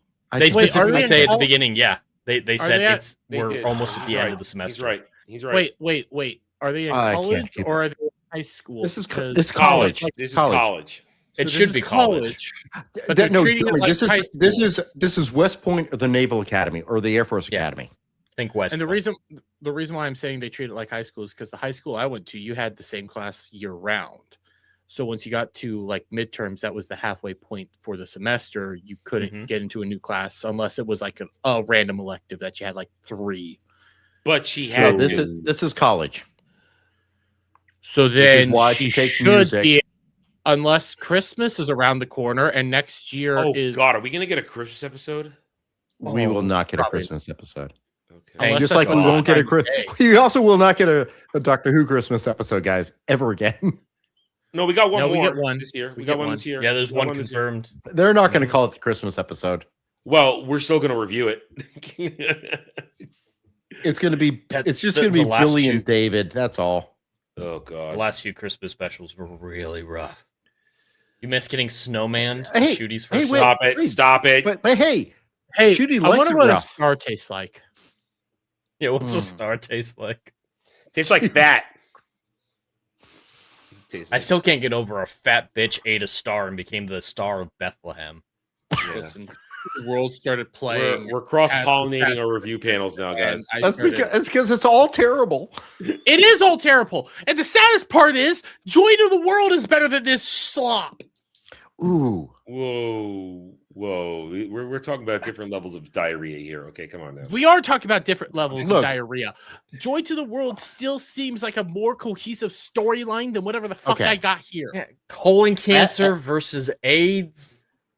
okay. Look, Adam and I are stuck on our Latinum bars from from Wormhole, and you have to put a bar down. You cannot leave the table without putting a bar down. So if it's shit, you still put one bar down. We somehow not put one bar down. I don't know how maybe we did it for Sanctuary. I don't remember. To pay to take a shit. Yeah. I might have given a 1. You'll have to go back and look. You're the one with the records of it. I know. I got to go back and check. I think I've given a 1. We gave 2s the other week. Yeah. Meridian. Wait, last week was bad too. I keep going over the episode in my head for what we just watched. And thing is, here's the thing. Oh, I can't wait. We are waiting for I swallowed my comm badge to come back. We're waiting for that. I want to point and this she'll out. save the date too. I do feel I have no connections to Star Trek. Yada. I felt disrespected a little bit though at the beginning with just how they treated. All right, let's talk about that now. This whole the tone, the popping, the weird imaginary things going off around her constantly, and how and her now suddenly being the most popular girl in school. That was all in her head. Oh yeah, the secret handshakes, the bat. Oh, that was all in her head. No. Just Sam Semolino. Listen, so, it makes more sense if it's all in her head because of what happened at the end when she has her whole little conversation in her head. When you realize that she did that all makes more sense. That it's going on her little montage about how happy she's been in Starfleet Academy. Half of that stuff is made up then because she flashes back to the secret handshake with Princess Mulvaney's brother. Yes. I think we need to start calling him Beta Male Betazoid. I call him Bro Boy. Bro. Was that not Fish Build Stick? a fort, bro. No, that's not Fish Stick. Okay, they look the same. No, bro. Jeremy, do you want to make a fort? Bro. That was a line at the end of one of the episodes. Do you want to make a fort? End of episode 2. Do you want to build a fort? That dude says. Don't you just love seeing bros make bros beds? Bros make bros beds. Dude, go watch the first 2 episodes. You fucking freak out. Bro. I want to add Dermot to a Latinum Lounge now. Just to see him freak out. Look at him. He doesn't know what to do with that. What? All right. Is this how, Jed? Is this how you feel when I bring up VTuber conversations? No, I feel worse. All right. Have we missed anything in this god awful? I'm trying. Hold on. Let me go over my list. I would say just like the disrespect to religion. I would say. Mm-hmm. Oh, that's the part. And Brad, what the fuck were those Bajoran earrings they were wearing? What the fuck was that? That was weird. They were all pierced, stuck through the ears. Like even all Jake through had the whole. Jake had one, so I figured Jake married a Bajoran woman because he had. But one. I mean, but you think about this though. Bajoran earrings persisted for centuries the same way, but suddenly, now they're just hoops through your whole ear. Okay, they're supposed to dictate your family, your this. Oh. Yeah, it's all family related. Here's the thing that I caught. I don't know if you caught this. So the cadet grabs her ear. Okay, first off, that is a religious thing. That cadet is not a prior Vedic. Or Vedic. Yeah, certainly not a fucking Kai. I don't know where the Kai is right now. But then he goes, "Your paw is strong. You're reading a fucking hologram. You just got an electric shock from touching her." The paw is all about the soul. That is clearly laid out the first time that we see it in Emissary, where Opaka grabs Ben's ear and squeezes it tight. It's like, your paw is strong, Commander. This is how the Bajorans read souls. It is a religious thing. It is someone who's connected to the prophets. Do not tell me a cadet at Starfleet Academy is doing a very religious thing. That person would not be at the academy. That person would be studying at Bajoran temples. What the fuck? And then he gets upset that she does it back to him. Because they actually complain to the chancellor. She thinks it's a greeting. But and then wait, are you Bajoran? No cheese grater, as Hitman would say. Yeah. But my point that I would end up asking is just like how they treated the religion. Like, okay, shouldn't be at Starfleet or anything, but would it as your emissary and wanting to learn these people and stuff, wouldn't you want to be at least respectful? Say, hey, I want to know like what you guys think of this and everything. Instead, it's like, no, she straight up calls it nonsense. Yeah, nonsense. I want facts and logic, not your nonsense. I don't want your bullshit. I want to know like all this shit, and it's just so disrespectful to everything about that culture. That way, but it's very Hollywood. It's very Hollywood. To answer this real quickly, got to remember, without spoiling too much for Jeremy and Jed, her earring also had a different purpose in Picard season 3. It had a dual purpose. So if it looked different, because it had a reason for looking different. If you know what happened there, so I remember. Oh, anyway. That's right, Mr. Jed finished Picard season 3. It's so good. That's right. He has to get there. He's doing the full. I'm doing a full marathon. Yeah, I'm season 5. He has to get through Voyager. All the show. He has to get through Voyager before he gets there. So I probably won't do Enterprise. That's the only thing that I'm. You don't need Enterprise. You don't need for that. I've already seen it, but you absolutely have to DS9. Oh my God! I'm gonna do them all.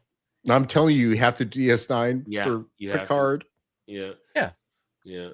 Anyway, now, this isn't the first time I've done a full marathon of the franchise. It's been a while though for you. Yeah, Mystery Goat brings up a good point though. Which one? Mystery Goat.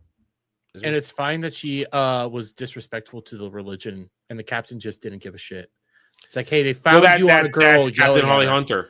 She doesn't care about discipline. There's no consequences for anybody in this. No, none at all. That's because it's hacked into Starfleet multiple times. Because again, she's used to teaching and caring for kindergartners. Fighting over ice cream. Here you can't. You're still showing ice cream. Don't lie to me. You stuck to ice cream. I just want Holly Hunter back in Raising Arizona. Here's my question. I don't like that movie. I never liked. Would they discipline somebody though for saying a slur? Depends on the slur. Depends on the slur. If they use cracker, that would be fine. Well, no, they did call the fish guy fish stick, so I would be willing to say that's a slur. They would not say that is 220. That is too modernism. Also, why? What? I don't understand why they call him a fish. That is not what a fish looks like. I wouldn't have gotten that. And why does it make? And why is he a fish species? And why can he survive in vacuum? Well, he just happened to survive vacuum right when they needed it, and he vomits real glitter, not glitter-like substance. Apparently, we haven't even mentioned the glitter. We didn't even mention. Well, we haven't even mentioned. We did mention the We did mention the tranny bartender. So that I did mention the glitter earlier. You did, but we haven't focused on it because you notice the glitter is true and colored. True colors. Yes, it is. I did it. When I heard he vomited glitter, I thought it was a joke because there's always like vomiting rainbows or vomiting glitter. That's an anime. That's an anime joke, though. Well, not just. It's also like a meme joke that you can find some on like YouTube of a stick figure vomiting that because it's so stupid. Yeah, I thought it was a joke. I didn't expect to actually get a face full of goddamn glitter. Yeah, Gregory the Pig. Yes, there are people defending the show. There are people defending. A lot of people defending. People acted like this episode is great. Not just the best of the show. I can show you. I have something saved. I'll show you. Yeah, because that is not my algorithm, obviously. So I'm not getting. It's mine, unfortunately. Yeah, we should go through them since we won't get a chance tomorrow. I got a couple. No, this is different one. Yeah, I'm not getting any of that shit because my algorithm is just me raging. Hang on. Here we go. Here's one. Here's one right here. And of course, only mentions can reply to this one here. Of course.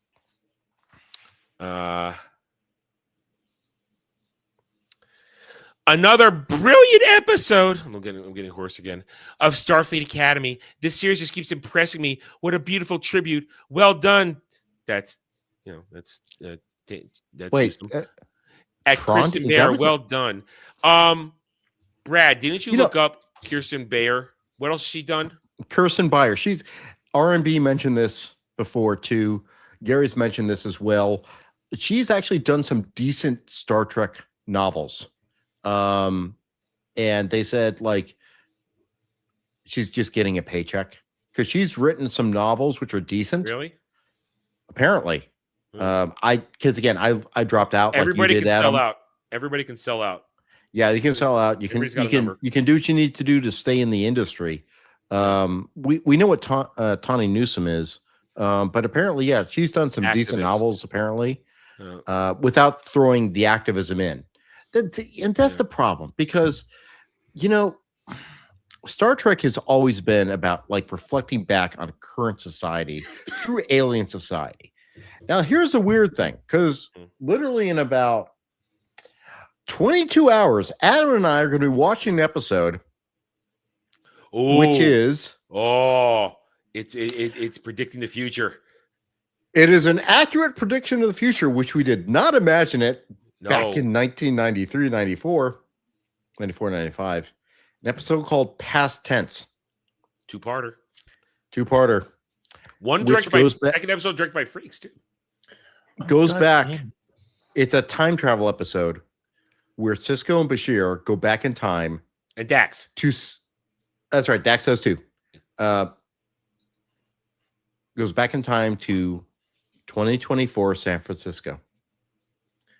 What do you think it's going to look like, guys? Oh, God. They got it spot. It is oddly very accurate. It just misses. Well, this shit will be there. Anyway, so here's another one. And this is the particular idiot I've recently come across. I didn't know who's disabled, so we have to be nice to her. I didn't know Tawny Newsome was in Space Force. Yes, yes, she was. That's what I knew her from. I didn't know she did lower decks, but yeah, she's not good in Space Force. Talking about this week's episode, that was my favorite episode of Starfleet Academy so far, and another reason why people should wait until they actually see the show to complain about parts of the plot. It's not about the answer of the mystery. It's about the search for the answer. It didn't ruin the DS9 ending.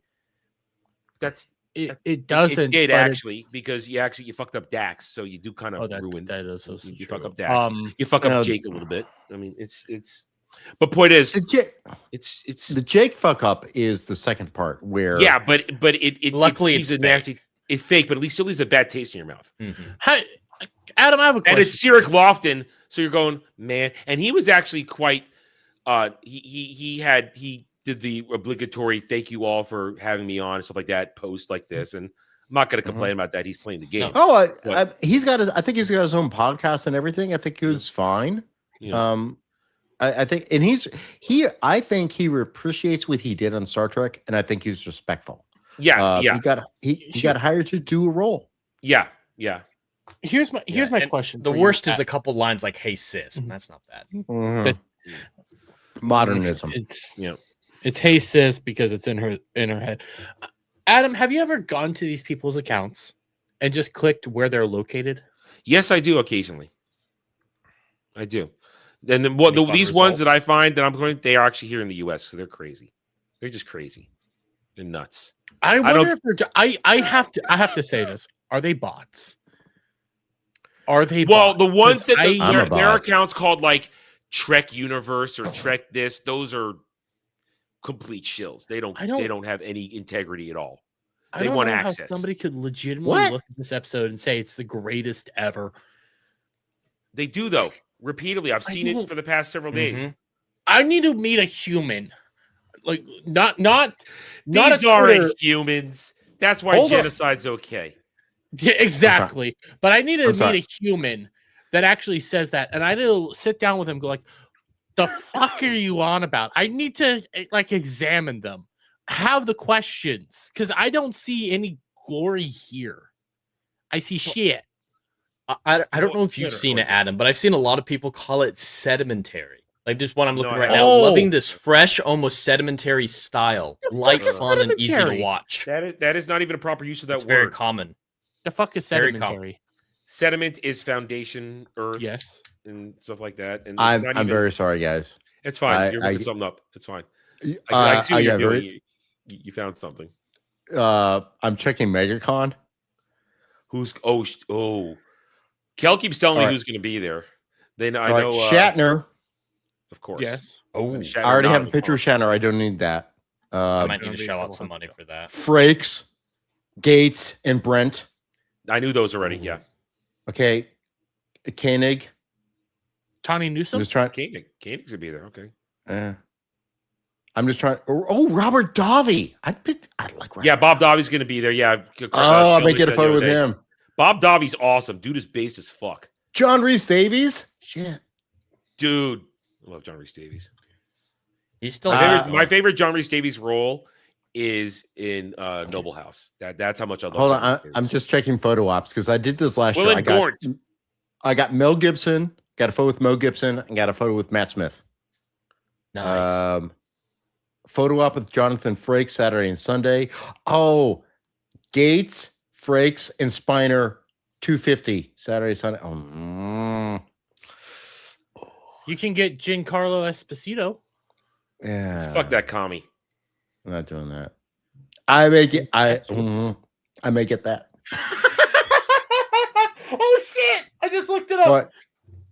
The fat kid from Stranger Things is gonna. I saw that. Yeah, that one came in on an email today. The fat kid from Stranger Things. All right, but all right, back on the rails. Back on the rails. I'm sorry, guys. I got distracted. I saw people defending as well Holly Hunter, not sitting in a captain's chair like a human being, always having her feet up or whatever it is, saying it's okay because sometimes Riker would put his leg up on the consoles and chairs. No, and also I saw people going, "I found my captain." No. Again, I have to keep saying it. I say it every time. There's nothing commanding about this character. He's tiny. And I ask, first of all, I want to point out, this is not a sexist thing, okay? Because I bought Janeway as a captain. I disagreed with a lot of her decisions, but I never thought she was not. Yeah, she had presence, which is why they got rid of Genevieve Bujold, because she did not have presence. She was meek and she couldn't keep up with like doing, daily work. Kate Mulgrew worked soap operas for many years. She understood the grind of doing a weekly show, and she was commanding that show. I disagree with a lot of the story choices, but I never thought she was not a commanding officer. Brad, that is the key to when you're building a command crew for a Star Trek show. Your anchor must have gravitas. Shatner had gravitas.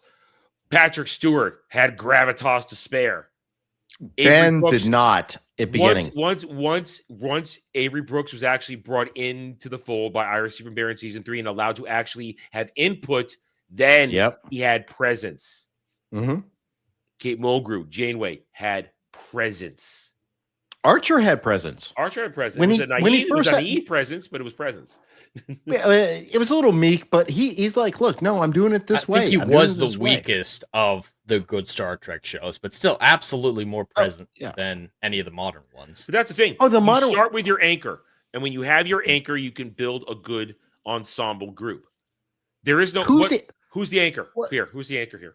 I was about to say the same thing. Who is the anchor here? Because really, is it supposed to be Caleb? No, I think it should be Jed. Here's the problem. The captain should be a secondary character.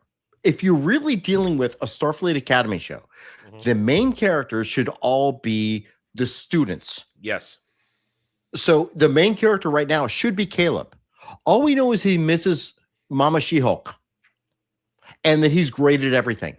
There's no development of this character. And then we got Genesis, who I'm just going to call stripper girl because Genesis Live is a stripper girl. That's a stripper girl name. You got your manatee. I need to be captain. But that was just being captain of the paintball team. Laser tag. We go. And then you got Fish Boy who just wants to fuck everything. You got Sam who is trying to figure out what she is. If only she had a mentor who was maybe holographic she'd go to.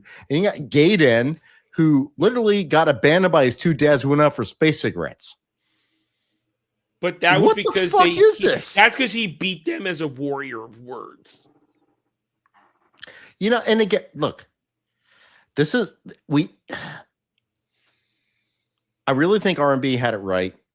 I hate referring to him again, but he does understand Star Trek better than most people on the internet. You can have not all Klingons are warriors. Okay, but you still have honor. The core of the Klingon identity is honor. All we ever see is the warriors, but we know you can't have a society just built on warriors. There are people that do the things that make the society work. You have doctors, you have scientists, you have plumbers, you have builders, but they're all concept of honor. This guy's a fucking pacifist. Oh, I don't want to. And as we've said repeatedly, talk about this. We already did that with Alexander. We've done that. Been there, done that. Everything in the show's been done before and done so much better. Yeah. I think every single thing. Because, yeah, there's plenty of Worfisms in his art, plenty of Alexander in his art. There's Data in Sam. There's Isaac in Sam. Everything is just a cheap ripoff of something. But I said that in every Star Trek, there's always the character that reflects back on humanity. It's the alien character, because that's how you see the show. You had Spock, you had Data. In DS9, you had Odo. In Voyage, you first had the EMH, and you had 7. There really wasn't one in Enterprise. I mean, quasi T'Pol, maybe quasi Phlox. Though. There was no place for it, though. That's the thing in Enterprise. Yeah. Really. Yeah, I'd say T'Pol would be the closest one. Because that's still early days for Vulcans and humans. All right, so Vulcans and humans and alike. I think we've beat this one to death, just like she punched out that. We're desperate to talk about real Trek. I mean, we're desperate to talk about real anything. Anything. All right. Because there's nothing really to latch on to here. Yeah. There's no content. It's nonsense.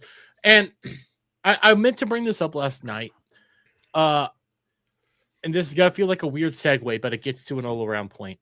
All right. I'll give you enough rope to hang yourself. Okay, just follow me here.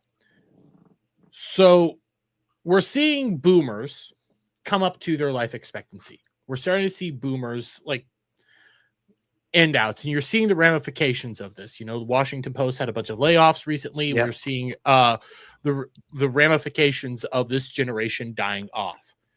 We bring it. This generation, the boomer generation, is what propped up a lot of these big brands, these major IPs, such as Star Wars, Star Trek, so on and so forth. They created it. Exactly. With them dying off and reaching this life expectancy, similar to like Washington Post or any of these other areas, these shows don't have anything left.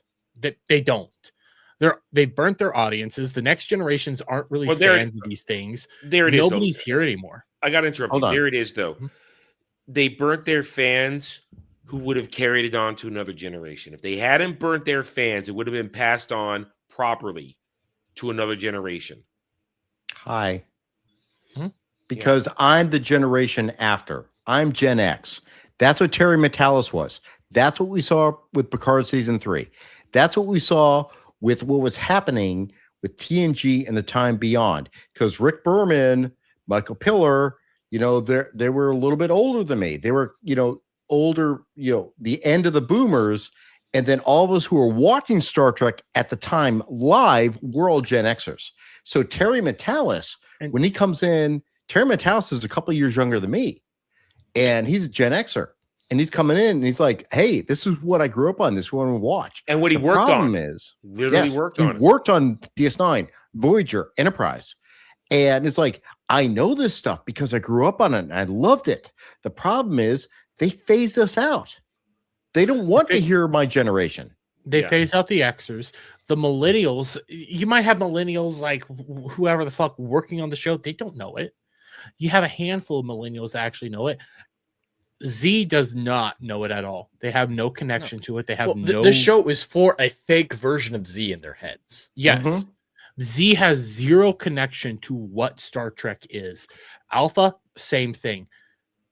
Your audience is already gone.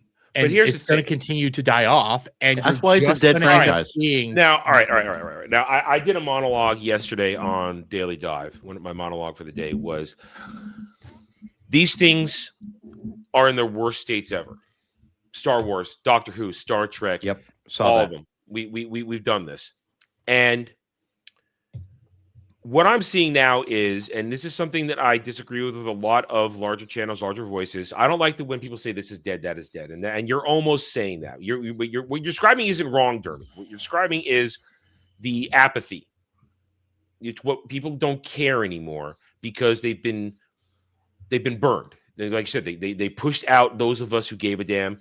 They pushed out the people that knew how to make it. What I'm seeing from this right now, and what I'm seeing in the chat today, is when we're talking about this, we get so angry, righteously, purposefully angry, and you say, this shit is terrible. And you could say Kurtzman Trek is dead. Disney Star Wars is dead. But look how excited we get every time we go off on a tangent on the real thing. Look how excited the chat gets every time we go off a tangent on the real thing. And I'm sure we have a wide array of ages in the chat here. It's probably ranging a good little section of different ages here. What is important now, what I'm seeing during this whole Academy fiasco going on here, people are interested in talking about real Trek, all this kind of stuff. I think it is incumbent upon us, whether we have children or not. I mean, I do not have kids at the moment. I hope I still have a chance. I hope I still have a chance to make that happen. But even so, it is our duty as the gatekeepers, the keepers of the flame. There are people out there who I know, if they see this stuff, if it is given to them correctly, they will like it.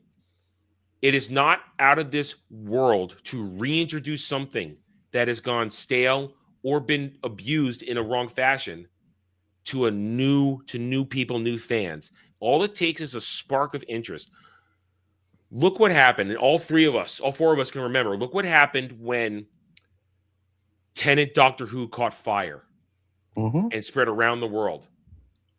Because it was essentially dead in the wilderness years. But it's kind of like Star Wars. There was peripheral material. Yeah.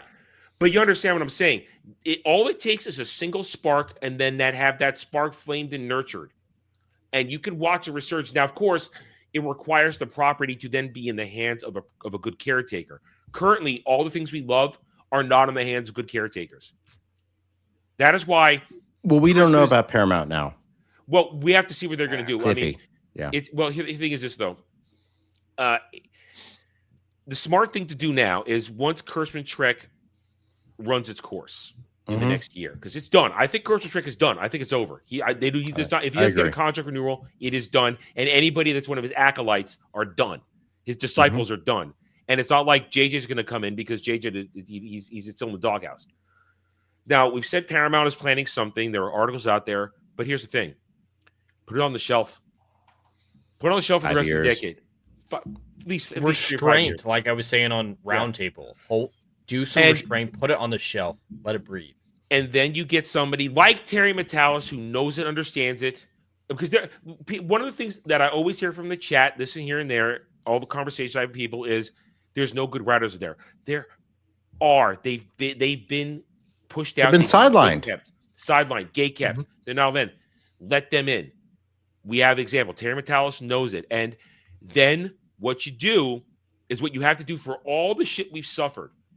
Whether it's Disney Star Wars, New Trek, New Who, a New Who up to a point. We're talking post Peter Capaldi. Although some would argue Peter Capaldi, but that's a different discussion for later.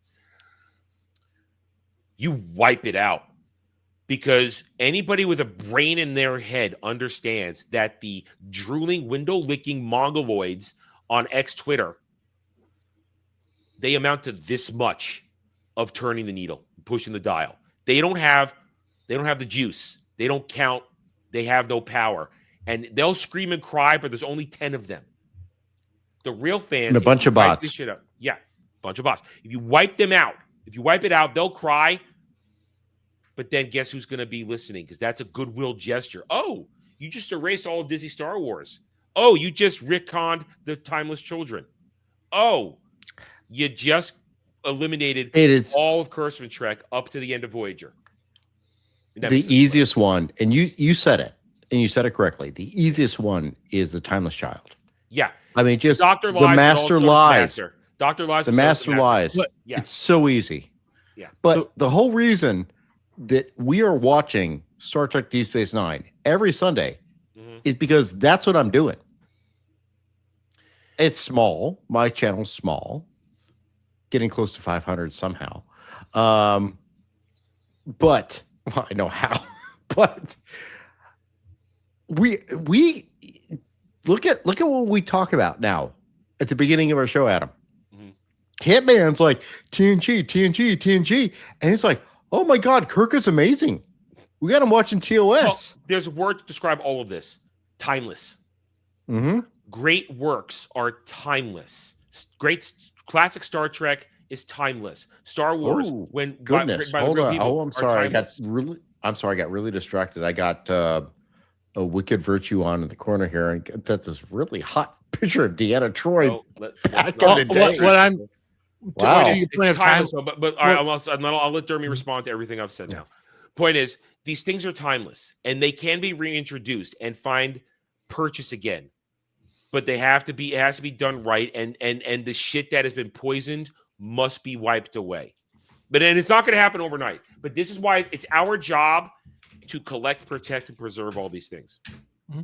We must keep it safe for people who are ready to learn about it. And then we hope. There's nothing wrong with real hope. Not the hope that Dre teased me about, but real hope. All right, go ahead. Long-term hope. Well, what I was going to say to your point of like, there's timeless stories and stuff. Like, I don't bring this up because of all the chaos around it, but like the actual Odyssey story, that's still timeless. People still talk about real Odyssey. My favorite story of all time is always going to be Beowulf, the hero's journey. Oh, Beowulf is awesome. I love Beowulf. Oh, I love Beowulf. I have the first epic poem. It is the first. I have like a very old version of it, always back here because I read it periodically. Like I love these stories. Like you do have these classic tales that we have set at for various reasons. You are right. People have been inspired by our quest for the stars and stuff. I just personally, I fear that right now our stewards won't show it to the next generations, and people won't show this to the next generations, and it will die off. Well, that's a legitimate fear. You are legitimate in feeling that way. Granted, though, what I will counter that with is even if these IPs die off, new IPs will eventually take over their place and actually grip the hearts and minds of people. So, I mean, all right. So you say that, and the thing about the problem with the other franchises, and this is the first conversation Jed and I ever had together, way back years ago. Mm-hmm. If you look at all these franchises, there are points where things diverge, and you just have to have the courage to cut it off and say nothing from this point happened, and I'm going to start earning your goodwill back. It's not an easy process. That is the point of this whole conversation right now. None of this would be easy, but it's a very easy point to say, yeah, you know what? Disney Star Wars, cancel. Because you know what? They retconned real Star Wars, the EU, they retconned it. They said it doesn't count, so why can't we say theirs doesn't count? Because just because Disney bought it doesn't mean it's legitimate. With That's Star fair. Trek, you just go back and say the last legitimate part of the timeline in the present was Nemesis, the events of Nemesis. Now, 2005. We would lose Picard season 3, but I'm willing to sacrifice that. I'm willing to sacrifice it. In a second. I enjoyed it. It was fun, but I will sacrifice it because they didn't make legacy. But they also had to try to wrap up all the shit. And I did not like the way the Borg were treated. I'm sorry, Jed. I'm trying not to spoil shit. It's been out for what, 4 years? Jed doesn't care about spoilers the way we do. He's okay. Oh, do you know who Jack Crusher is? Mm-hmm. Yeah, that's Beverly's wife or husband, wasn't it? No. Jack Crusher 2. Oh, I don't know about 2. Okay. Wait, I thought Jack Crusher was the doctor in TNG. No, that was Beverly Crusher. God damn it. Beverly Crusher was married to Jack Crusher. Jack Crusher was Picard's best friend, and he died on the Stargazer because Picard made a decision which resulted in his death, which is what Wesley grappled with in Coming of Age. Right. There was another child that Beverly had. Oh, are you talking about what happened was revealed in season 3? Yep. Okay. It's good stuff, but I'm willing to give it up if it would bring back better Star Trek. But here's the thing. At least I knew the Jack Crusher 1. I'm glad I at least knew. Jack Crusher 2 should not be named Jack Crusher. No, and that's why when I'm talking non-spoiler stuff, or talking spoiler stuff, I use his Jean Jr.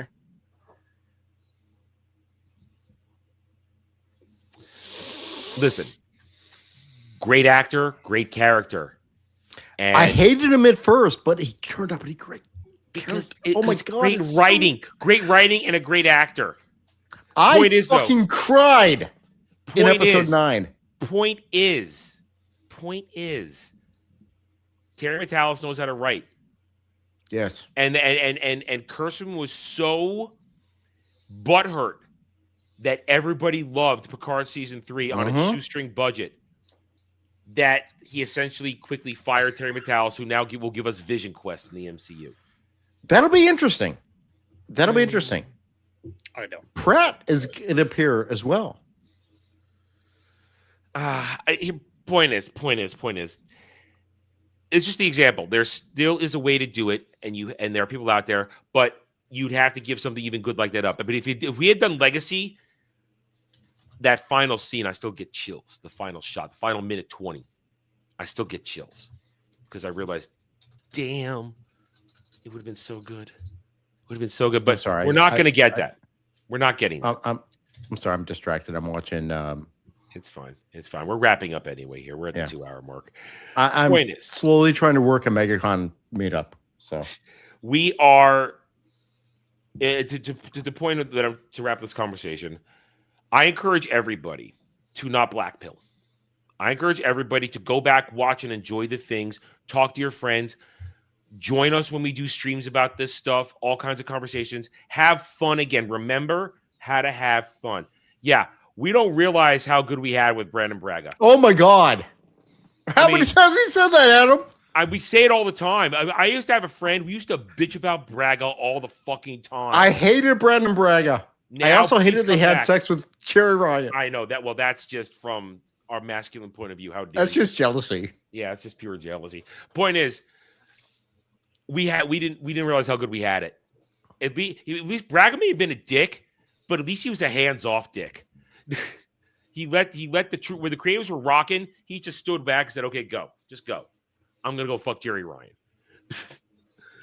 But I'm fine with that. Yeah. Listen, I'm still fine with that. She looks great. Oh, she's still holding up high and tight, baby. Hey, she's my age. I'm fine. Point is, I encourage everybody to remember how to have fun. Still be righteously angry. Still point the shit out. That's what we still do around here. We will review and point out horrible shit, but then we take a break and we have fun. Tomorrow night, Brad and I will record another episode of Wormhole Watch. It'll be up on his channel. Awesome show. Night. Awesome episode. Up on his channel every Wednesday night. Jeremy and I, once a month, we take a break. We talk anime for a couple hours. Jed and I, every week, we talk about a movie. And I play games with you guys. I try to do other stuff. I'm trying to make sure that there's a balance to the necessary criticism and analysis that we do on all this shit. And I encourage you guys to have fun with it too. That's what I'm saying here. And I'm glad everybody's shown up, all the new subscribers. Hope you guys are having a good time. And I hope to keep entertaining you. We all want to entertain you, not just shitting on the horrible stuff, but celebrating the good stuff. With that, we're going to wrap it up. We'll be back next week for episode 6. Brad, what you got going on? I may finally finish the Latinum Lounge episode tonight where we talked about episode 1 and episode 2 of Starfleet Academy. It is literally 50 minutes of us bitching. I'm just trying to pepper it with fun stuff because clips. It's tough. But otherwise, tomorrow night, Adam and I still don't know if we have a guest or not, but Adam, Fraction Filter, and Jay Hitman will be watching an amazing episode of Star Trek Deep Space Nine. 2-part episode. Past tense. Holy crap, so relevant. So prescient. This is some good DS9 stuff. And you don't appreciate it unless you're an adult. When you're a kid, it's not so fun. When you're an adult, you realize how good it is. I got so much more appreciation when I got older. Yeah. I mean, I saw it when I was like too. Yeah. But I was a teenager. I didn't really appreciate it. Now I do. Otherwise, on my channel, you can watch me do my. I'm basically a Star Trek channel now. What the fuck? Nothing wrong with that. Nothing wrong with that. No problem with that. You can also see me on Static 220's channel on Thursday nights. I talk WWE wrestling on the Joker Voices channel and show up here every Saturday because I am a masochist. Aren't we all? I feel that. All right, Jed. Well, everyone can find me Endless Frontiers on YouTube later on tonight. The recorded edition of Saturday Night Drive-In, where Adam and I talk about RoboCop, will be out. I hadn't seen it before this week, so I think we got a good discussion for you guys. That'll be out probably in an hour, I'm guessing. Yeah, I just have to send it to you. It's done. Hopefully. And then tomorrow, I'm thinking about streaming some gaming just at some point. I don't care about the Super Bowl, and I know that there are other people like me who don't care. So just providing a little entertainment for the few people who aren't going to be watching that. And of course, there's people around the world as well. So I'll be playing some Star Wars Genesis at some point, most likely. That is the modded version of Starfield that makes it into a Star Wars game. Had a lot of fun with that on Friday, checking it out. It's actually great. Modders did better than Ubisoft. Oh, easily. It better than Ubisoft and Bethesda. Because they made a real game. I haven't got to any lightsaber combat yet. That'll really make a difference for me, but the blaster combat, the ship, they've done a phenomenal job. So check that out tomorrow if you're interested. Then Monday at 2 p.m. Eastern, I will be back with the Right or Flight podcast, where I go over the news of science and fiction with a chat choose your own adventure segment at the end. We're using a combination of chat inputs and dice rolls. We craft crazy short stories. Yeah. I'm still writing out the one from last week with oil riggers and zombies. It was weird. It was weird, but it was a lot of fun. Don't ask. Later on that night, 7:30 p.m., Adam and I will be back for some Jump Space co-op gaming in classic split-screen fashion, so tune into that. And then, of course, Starfleet Academy on Thursday. A review will be dropped. Yeah. Dermot. Hi, I'm Jeremy Wormy of Jeremy Wormy. I'll be going live here at 8:15 to talk some other stuff that's not Starfleet and play some Persona. Right now, we got Emiru's racist, apparently. I actually know about that. I came across my timeline. Yeah, so we'll be talking about that. And I have a deranged VTuber that our good buddy Static has been begging me to react to. So I will be reacting to that. And hopefully some Persona 5, depending on how intoxicated I am. But yeah, that's what I'm planning. And then tomorrow, I'm watching the Super Bowl. Fuck, I'm not. I take my Sundays off. I'll ignore the halftime show. I'll probably go watch the other Everybody shit. should enjoy it. Should ignore that halftime show. I'm not going to understand it. That's the biggest thing. Nobody's going to understand it. So. As for me, if you're here on my channel, you know what I'm about. Thank you, everybody, for being here.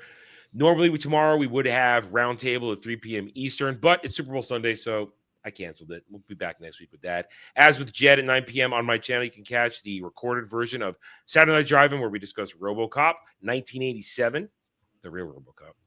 And then, awesome. Of course, Monday through Friday, 1 p.m. Eastern, you catch the Daily Dive of Double D's, where I go over the news, talk to you guys, we talk about things, and also you guys probably make me read or eventually, again, watch things I don't want to watch, because that's the fun of the game for you guys.